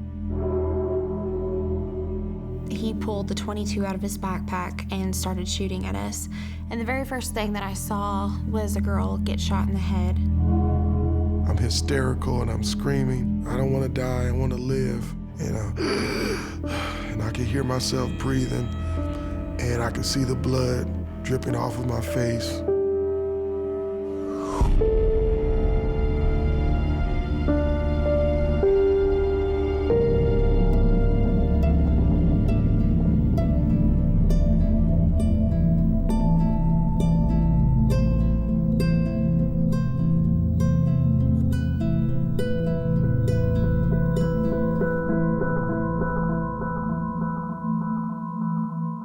My mother was thrilled because this was her first house. She was young, she was 33 years old. I was excited because I was gonna get my first room.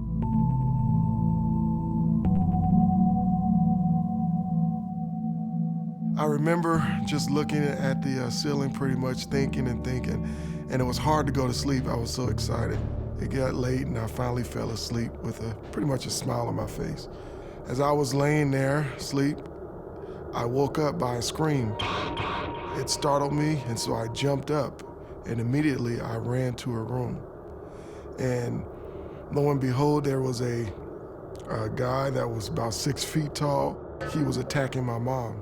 He had the knife in his hand, and he was stabbing my mother, deep strokes. He was in and out, as hard as he could. He was trying to get that knife as deep into her body as he could. And almost to the point to it going from her back all the way to the front of her skin. Chills of fear ran up and down my body. I was petrified. I didn't really know what to do. All these mixed emotions. Should I fight? Should I run? Should I scream? Before I knew it, I screamed out.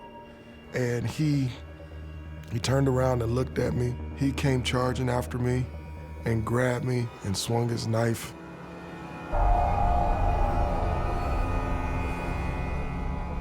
I ran into my room. I ended up in the closet and I shut the door, and I'm crying and I'm just hysterical and I'm screaming at the top of my voice, God, I want to live, I don't want to die. And my mother was screaming. It was a continual scream, asking for help, telling him to stop. He's trying to pretty much corner her, and she's trying to get away. And so he's grabbing on her, and she's fighting back. And so I'm hearing in the closet glass shattering, hitting the ground. I'm hearing pictures fall. The TV, everything's falling, and the walls are just shaking.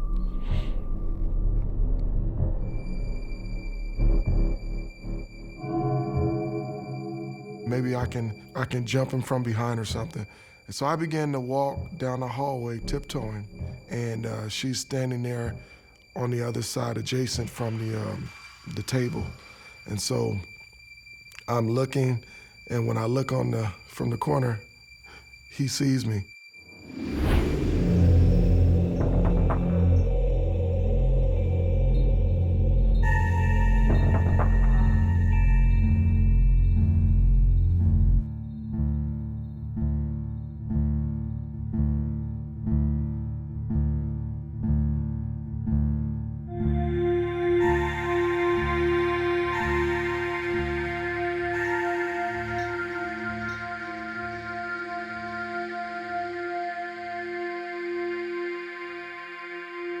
It was a small aircraft that we were in. It was a 6-seater, kind of like a Volkswagen in the sky, very small. Our pilot was Christopher Pierce, and he had volunteered to fly us over, actually our family, for just the cost of fuel. I believe Henry was really quite happy to sit in the co-pilot seat. He had flew a few times over with our pastor and had watched how he does. Henry's a very on-hands person.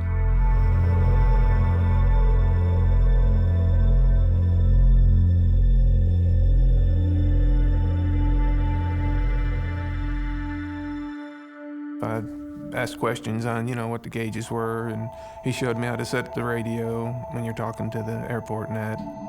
Christopher he had been looking for the coordinates for the GPS because he actually asked Henry to get a book out. So I know he had just set the GPS system.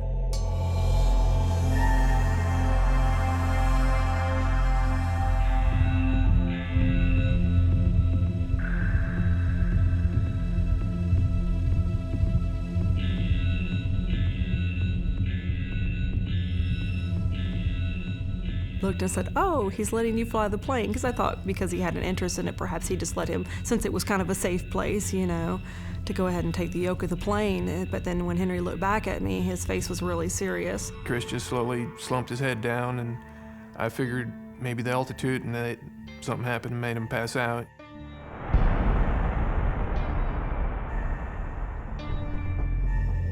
Henry said, "Chris is unconscious." I was like, just stunned for a moment. I'm like, unconscious? How could he be unconscious, you know? It's like, this doesn't happen in real life. This happens in TV. This can't possibly happen. This is like your worst nightmare.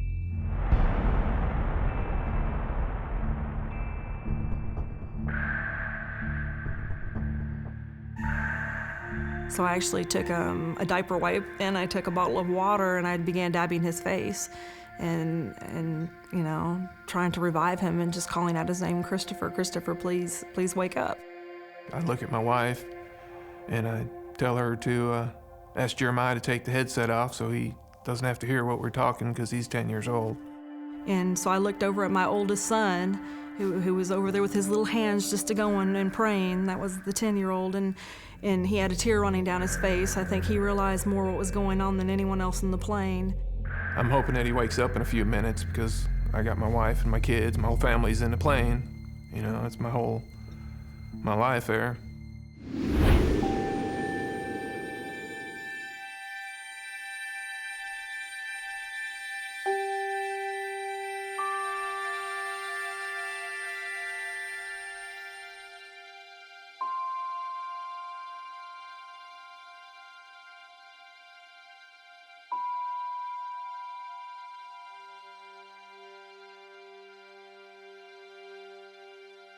Getting up on December the 1st was very difficult, so I remember trying to, get myself up and putting myself together as fast as I could, because I knew that there's a possibility I was going to be late for school, and I wanted to make sure that I made it to prayer circle. And that's something that me and my twin sister had done every single day our sophomore year, was attend a prayer circle that met in the lobby of our high school. That morning we were in a huge rush to get to school. We were both in the bathroom fighting like normal sisters do over the mirror, both of us doing our hair, but we managed to get ourselves outside and get in our friend's older sister's car who was taking us to school. So we made it on time.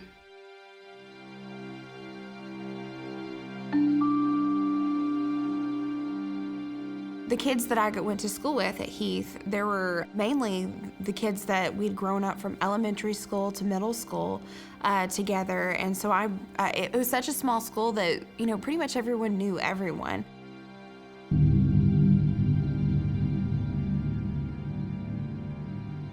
There's probably about 30 or 40 people is what it grew to.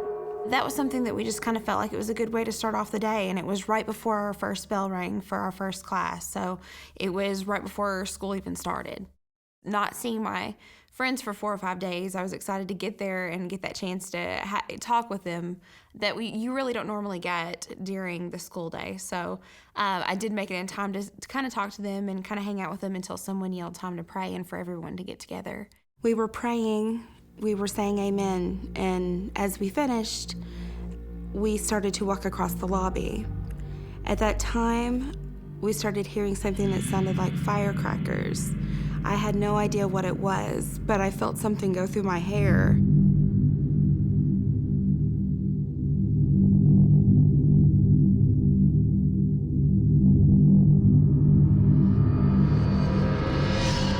He pulled the .22 out of his backpack and started shooting at us. And the very first thing that I saw was a girl get shot in the head. And when I saw that, I thought, this isn't real. This is a joke. This can't be happening at a school.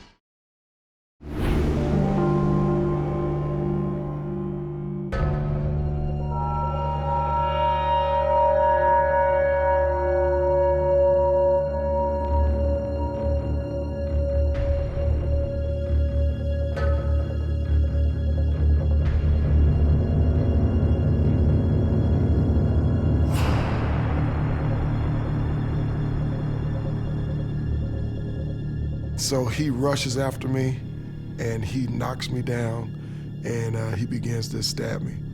And he starts stabbing me in my back and my neck. he just stabbed me and stabbed me and stabbed me.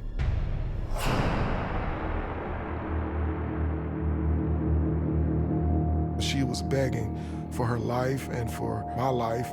He stood there and he thought about it for a few minutes. And then eventually it's like he just got really upset and he just went out in a rage. He was trying his best to get that knife in her body to where she would stop and just die. I'm laying there, half dead, but my eyes are open.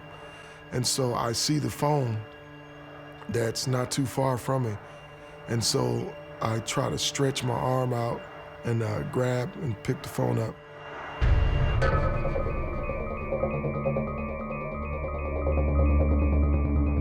So I press the button to get a dial tone. It doesn't work.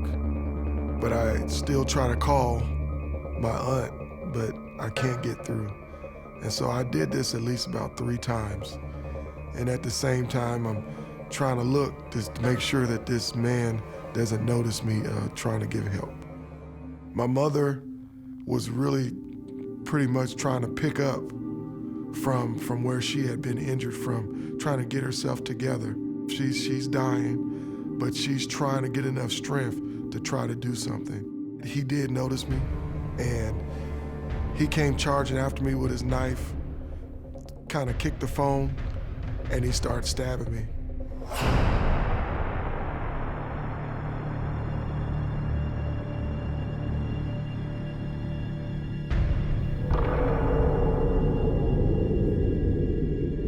I'm laying there on the ground. I'm still alive consciously with my eyes open, and I'm just listening. He finally wrestled my mother down into the living room, and so I'm across from her in the living room, and I'm looking right across at her. No thoughts come in my mind. It's as if I'm literally about to die.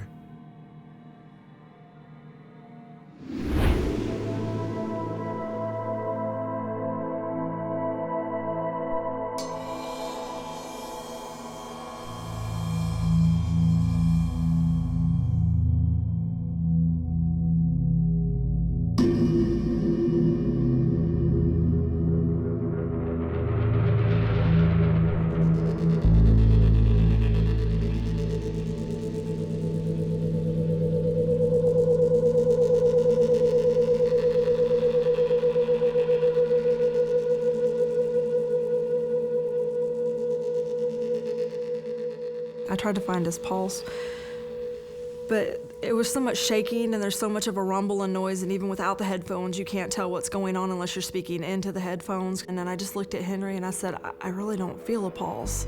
You know, after a while, after Chris doesn't wake up, you know, I realized that I have to fly this and land this plane. I had panic racing in my heart. Everything that I held dear was right there with me, and I'm, you know, going through all these other feelings and emotions. And I look at Henry, and he was pretty much the calm of it all. He was just very focused.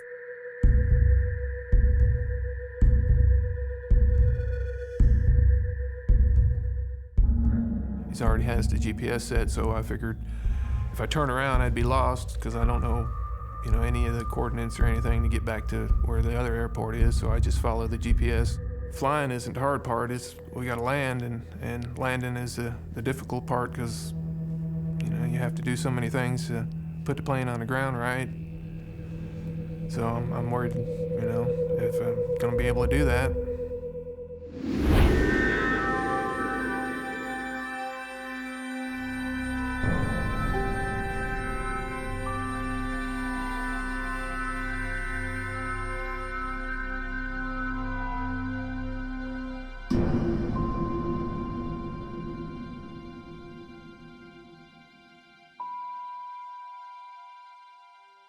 I thought it was firecrackers, like on the 4th of July. That was the best way I could describe it, because the only gun I'd ever heard was a gun on television. There were kids running everywhere, tripping over each other, screaming, trying to get out of the lobby. It sounded like 3 slow pops, and then it was just a spray of bullets.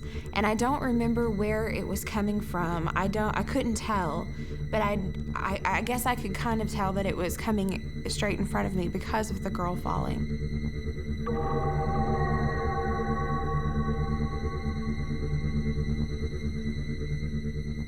I didn't even know it was Nicole. The only thing that I knew is that someone was shot. I think I was pretty much in shock as to what was going on because all I did was just stand there. I looked over and I saw a girl who had been shot in the head, and she was laying there with her eyes open, and I knew just by looking at her that, she wasn't alive. And I remember, hearing the gunshots, and during the spray of bullets was when I was hit. I didn't know why I was on the ground, and I hadn't seen the gun, and so that it was more confusing to me as to why I was on the ground. And after asking my sister at least 4 or 5 times, because she was in shock, I think. And I think at that point, that's when I really realized that I had been shot. It was really quick, but it felt like so much happened in such a short time. She was laying there really funny, so I knew, something was wrong. And I just crawled over to her, laid over top of her, and just continued to watch him shoot.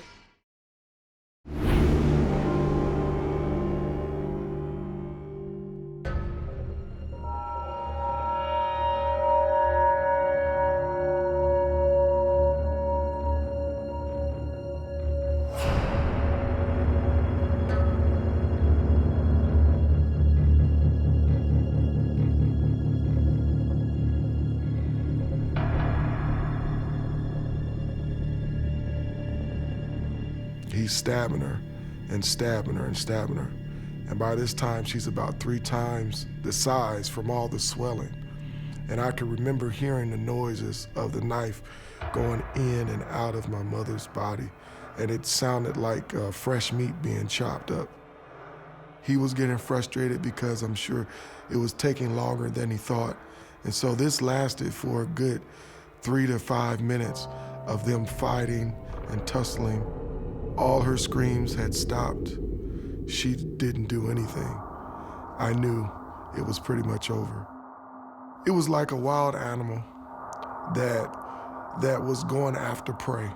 There was no other emotion but to kill.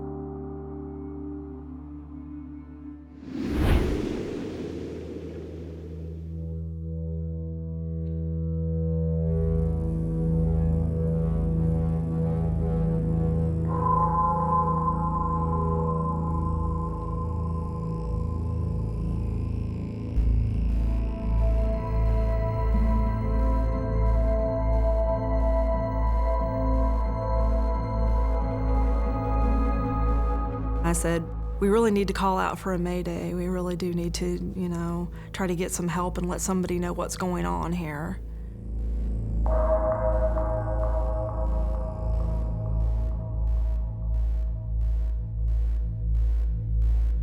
So I start calling out for mayday, and I don't hear anybody answering me.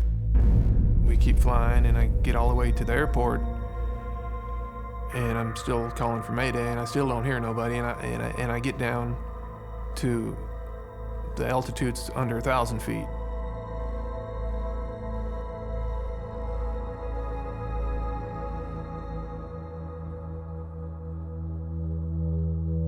We just called out, and we found out later on that we were flying below radar. Time kind of stood still because of the stress that we were under. I mean, it was really hard to determine time. It was probably about 20 minutes of calling out mayday and not getting any type of response. And at this point, Henry had thought about the fuel tank. The fuel gauge, I guess, was on empty.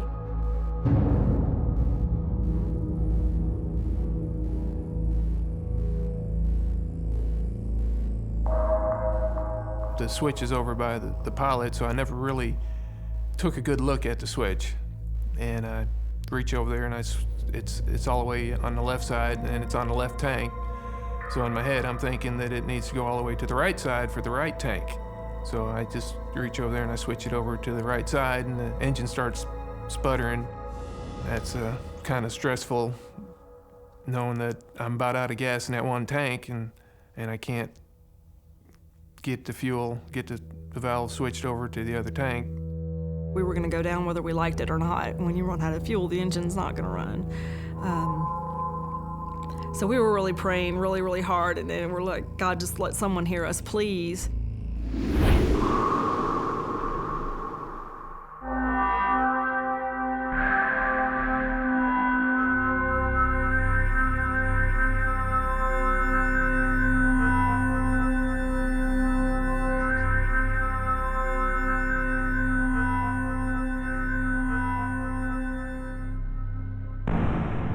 It had to been that I was in shock. I just stood there.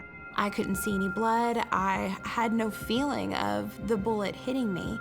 And the best way I could describe the way I was feeling was just as if I was fainting. Like my entire body went numb.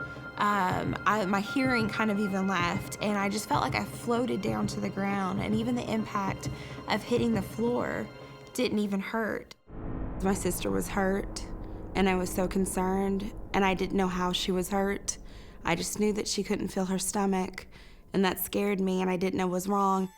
I saw a boy with a gun, a boy that my sister and I have known all of our lives. His name is Michael. We thought he was really funny. We thought he was a good guy, and we had some classes with him, and we enjoyed being in those classes with him. When she told me the person that had done it, I would have never, ever have thought that he would have done something like this. I could hear some screaming around me, but then it seemed like after he was done shooting, it was more of like an eerie silence. I mean, there was you could hear some people crying and things like that, but it was very quiet.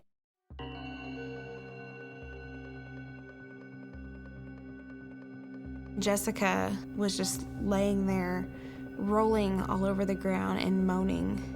And as I watched that, I really wasn't realizing, that there's a possibility that she was gonna die. After seeing the other girl who had been shot in the head, I was afraid that the same thing might happen to my sister, that she might die too.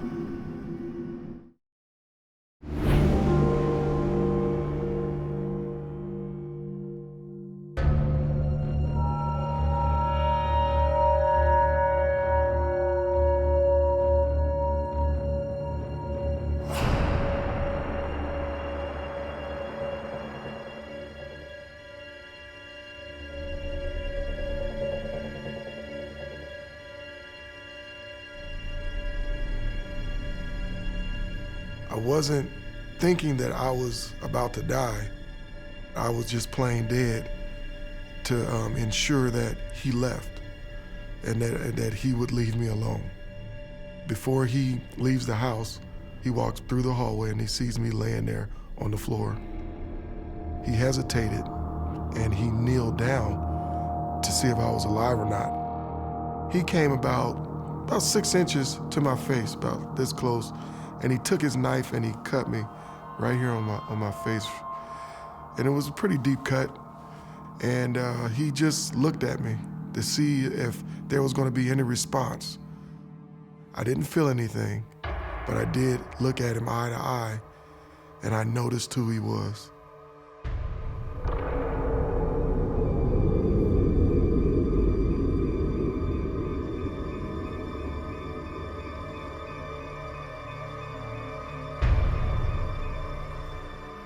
I'm laying there in shock, not knowing what to do, thinking that this was a dream, but it wasn't. This was reality.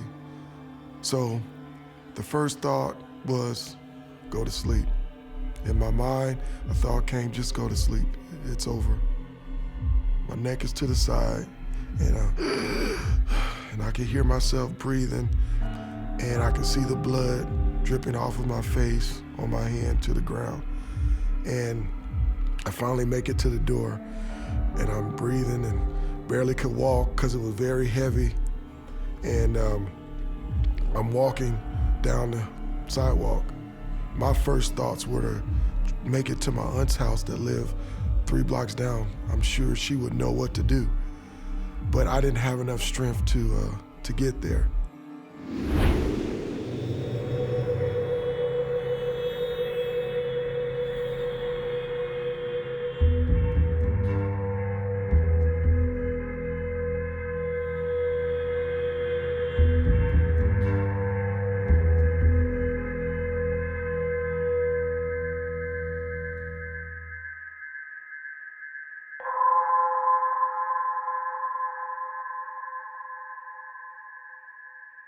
So finally, airplane, I guess it was traveling at about 30,000 feet. They heard my mayday.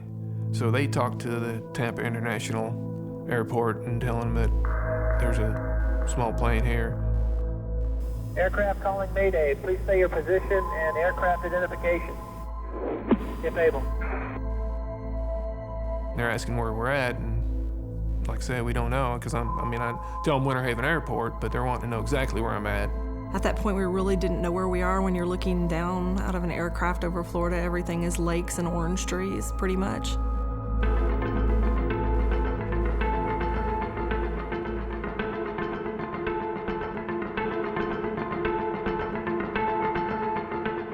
There's a single-engine aircraft. The passenger's talking. The pilot is passed out. Okay, get a position from him if you can, please. Now, after praying for someone to hear us and someone to guide us that could help us through this situation, here comes Dan along like a knight in shining armor in another aircraft that happened to have been in the area at just that right time. He asked, is that Chris's plane? And we say, yes, it is. And he says, well, he's been in that plane before, and he's flown in that plane. We explained to him that I'm running low on gas and I want to switch to the gas valves, and he physically tells me to look at the switch. So he was kind of holding on to the yoke frontwards and reaching over in front of where Christopher was. And when I look down at the switch, I see what I was doing wrong, and I go ahead and I switch it over there, and then he tells me to go ahead and switch it, but I've already done it, and I'm happy because the motor's running fine. Okay, just take it nice, slow, and easy. Now, we got to come up with a plan between the two of us. How much time have you got in an airplane? I hate to say this, but none. That's all right. Just consider this your first lesson. Unfortunately, we got to land that thing. You stay with me and we'll give that a shot? I guess I have no choice, do we? There's no chance you can wake your pilot up. No, we've tried for the past probably 10 minutes, 15 minutes. He gives me instructions on, how I gotta adjust the flaps and the throttle, and tells me about the pitch and the speed.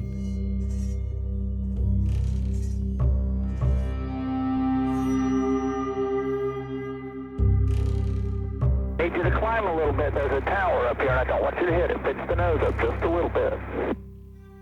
That's it. Can you follow me? What altitude would you like me in? 1,000 feet if you can climb to it. Oh, we can get there. I ask him about when I land on the ground, how I'm going to stop the plane, because the plane has 2 pedals on the floor and they're brakes. So he says, well, I don't want you to use the pedals. I want you to use emergency brakes. I guess it would be like a panic attack times 10 at that point. My heart was racing, I'm sweating, I'm shaking, I'm thinking, this is it, these are my children, God, don't let nothing happen to my children.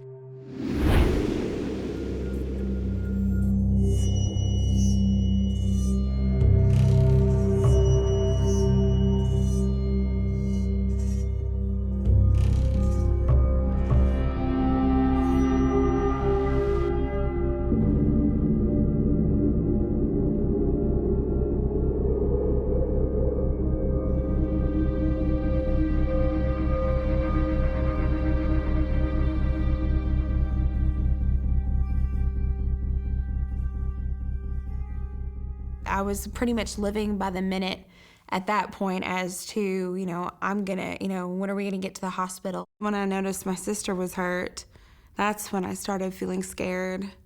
And that's when I started feeling like I was helpless. Oddly enough, whenever I was laying there and realizing that I was paralyzed, I was a little bit almost more worried about whether I was going to live or die. I couldn't fix her. Something was wrong. What if this was the last time I was going to see her again?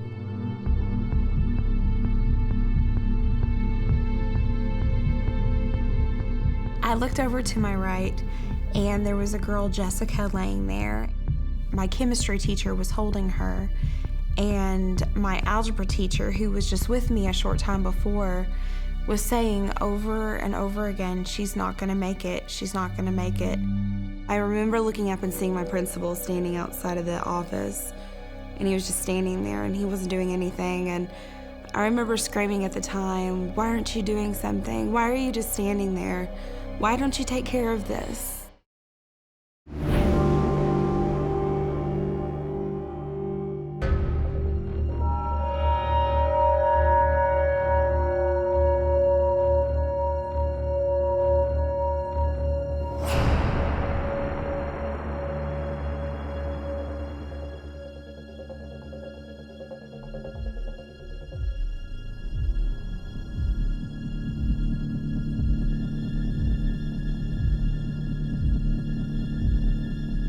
My first thoughts were to make it to my aunt's house that lived 3 blocks down. I'm sure she would know what to do. But I didn't have enough strength to get there. So I'm beating on this door, and the neighbors are startled, and they don't open the door. The wife wakes up first and calls her husband. She says, "Harold, can you come here? Somebody's at the door." And so immediately, he calls the cops. I'm starting to lose strength, energy, and I sit down on the stairs. I'm a little nervous and scared and petrified, and eventually I see these lights from afar off. It was policemen sneaking up on us, sneaking up on me because they thought that I was a burglar trying to break in.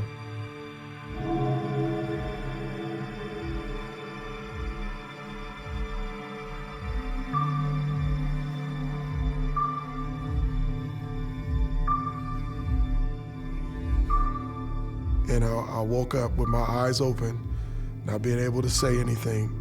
I seen the police officer and the doctor, and they were at the foot of the bed. And the doctor is talking with the police officer, and the police officer says, "Doc, how is it? How's he doing? Is he gonna make it?" And the doctor says, "No, he's not gonna make it. He's gonna die in a couple hours."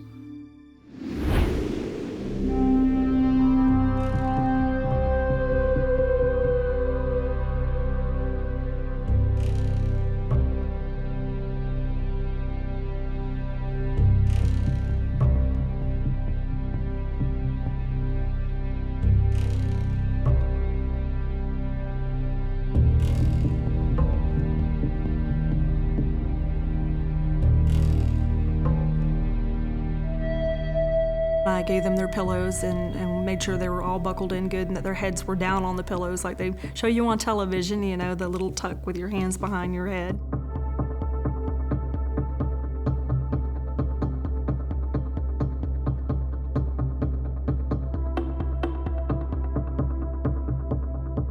Throttle up, but you also have to lower the nose. Pitch for airspeed, power for altitude. Remember that. You see that big long runway? Yep. That's where you're going to land. All right, so you said power down a little and pull the flap lever. Hey, I want you to follow me right down to the airport. I'm not going to land, but you are, okay? Okay, I had turned back around and put my seatbelt on. I had released Christopher, and I reached over to where my smaller son was sitting, and I was bracing his head in case there was impact. Be advised, if you can hear me, the emergency vehicles are standing by at Winter Haven. He says, are we ready to land? And I said, do I have a choice? Because we have to put it on the ground. And he says, no, I guess not. I need you to keep your nose level or slightly above the horizon, okay? Yes, sir. Throttle back just a little bit and then pull the flat bar up. Pull it up now or throttle down first? Okay, add a little power back in for me.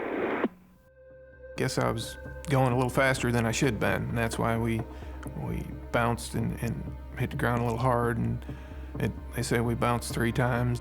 I reach on the emergency brake and pull the emergency brake, and pulls us off to the left and goes off into the grass a little bit. As I got out, my legs pretty much buckled underneath me from all the stress. And I can understand why you see in the movies people kiss the tarmac, because I felt like doing that. I didn't, but I felt like it.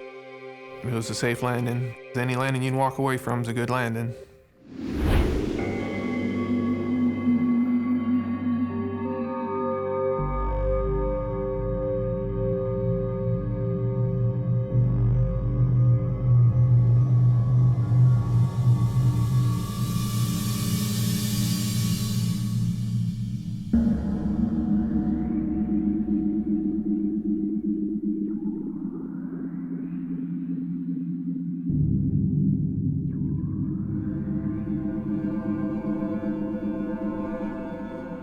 So even though he had stopped shooting and he was still there and nobody had taken him away yet, I didn't feel threatened. I was just worried for my sister's fate and what was going on with her.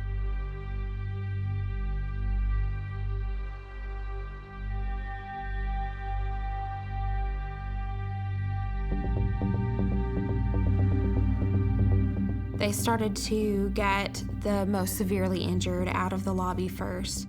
One of the paramedics came over to me, and I told them I wasn't feeling good, that I felt like I was gonna get sick. And they didn't want to touch me because they knew that I was telling them that I couldn't feel anything and that I couldn't move.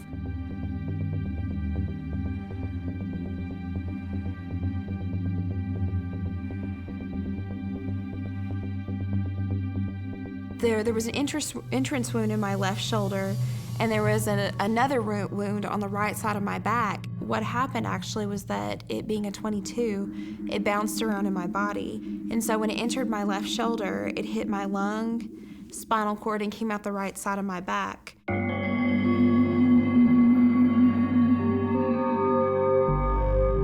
They started performing tests on me by asking me to move my feet.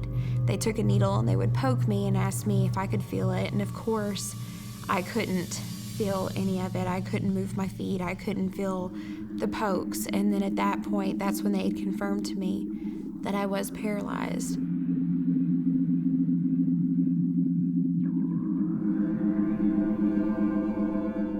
I do consider myself very blessed because, you know, my heart is right here on my left shoulder. You know, it just hitting my lung and spinal cord and missing all major arteries and organs besides my lung. I was very, very, very lucky and blessed. And they even found the bullet in my shirt.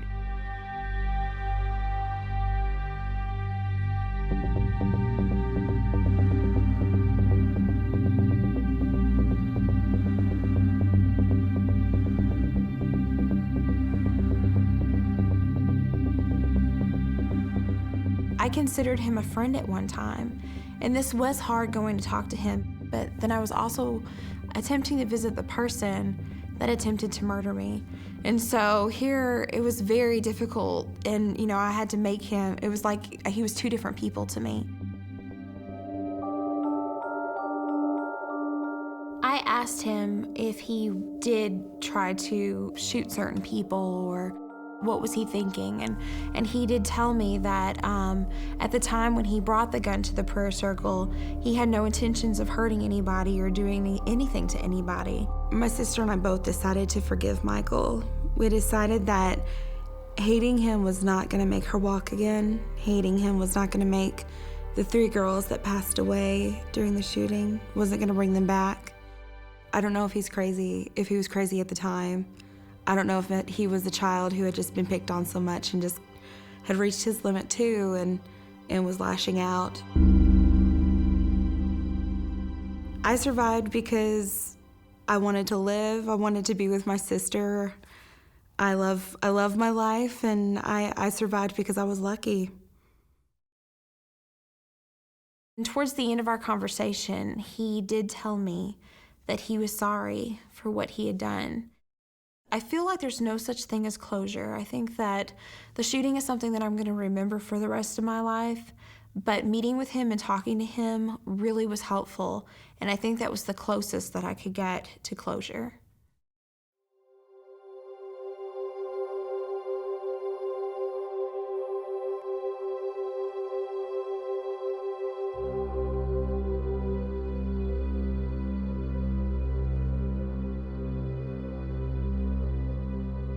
I survived because I think that I have so much more to do in life. I am still here to show people that you can beat something like this and that your life doesn't have to end and that you can move on and be the best person that you want to be and set goals for yourself, because I almost didn't have a life and I got that second chance.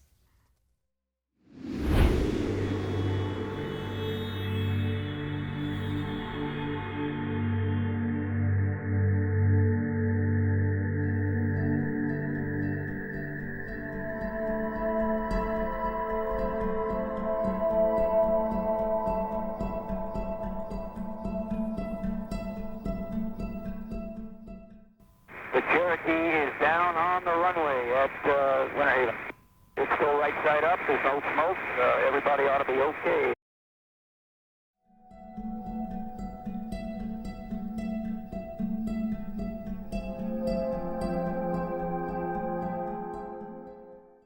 Oh, I was hoping. I mean, he was passed out for for 30 minutes or so. So we kind of figured that he might have passed away. They said even if he had actually been on the ground instead of in the air, that they probably wouldn't have been able to save him. So we were very thankful for our lives. At the same time, it was bittersweet. We were very sorrowful for, losing this great man of God. I mean, he had sacrificed so much.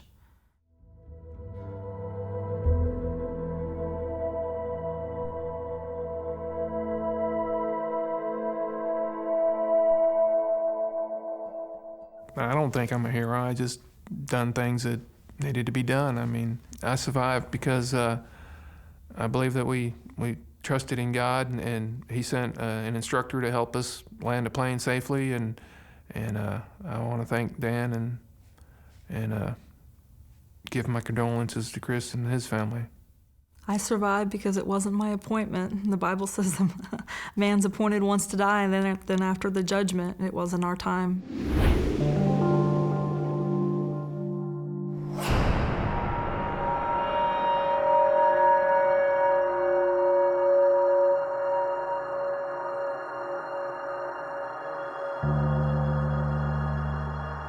They don't know that I'm awake, and I'm listening to their conversation. And the doctor says, he's not gonna make it. He's been stabbed too many times. He's lost too much blood. So I'm listening to them, and I'm saying, I'm alive, look, I'm alive. But they don't notice me. And so the police officer is kind of sad. He puts his head down. And one of the other police officers looks and said, look, there he is, he's awake. So they rush toward me, and they show me this book that has juvenile delinquents in it. They pretty much knew who he was, but they asked for me to point him out. And so I pointed him out, and they took off, and they went searching for the young man.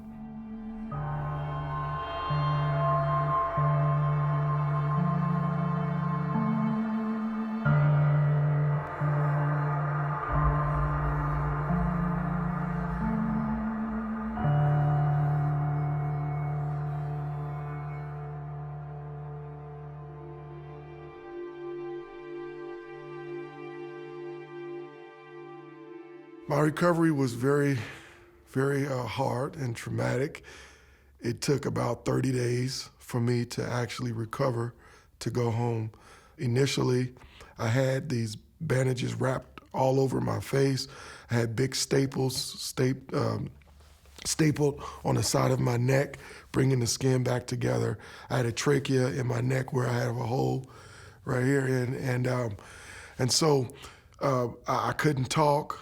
I couldn't walk. I couldn't keep my head up. It was very heavy. It always fell to the side.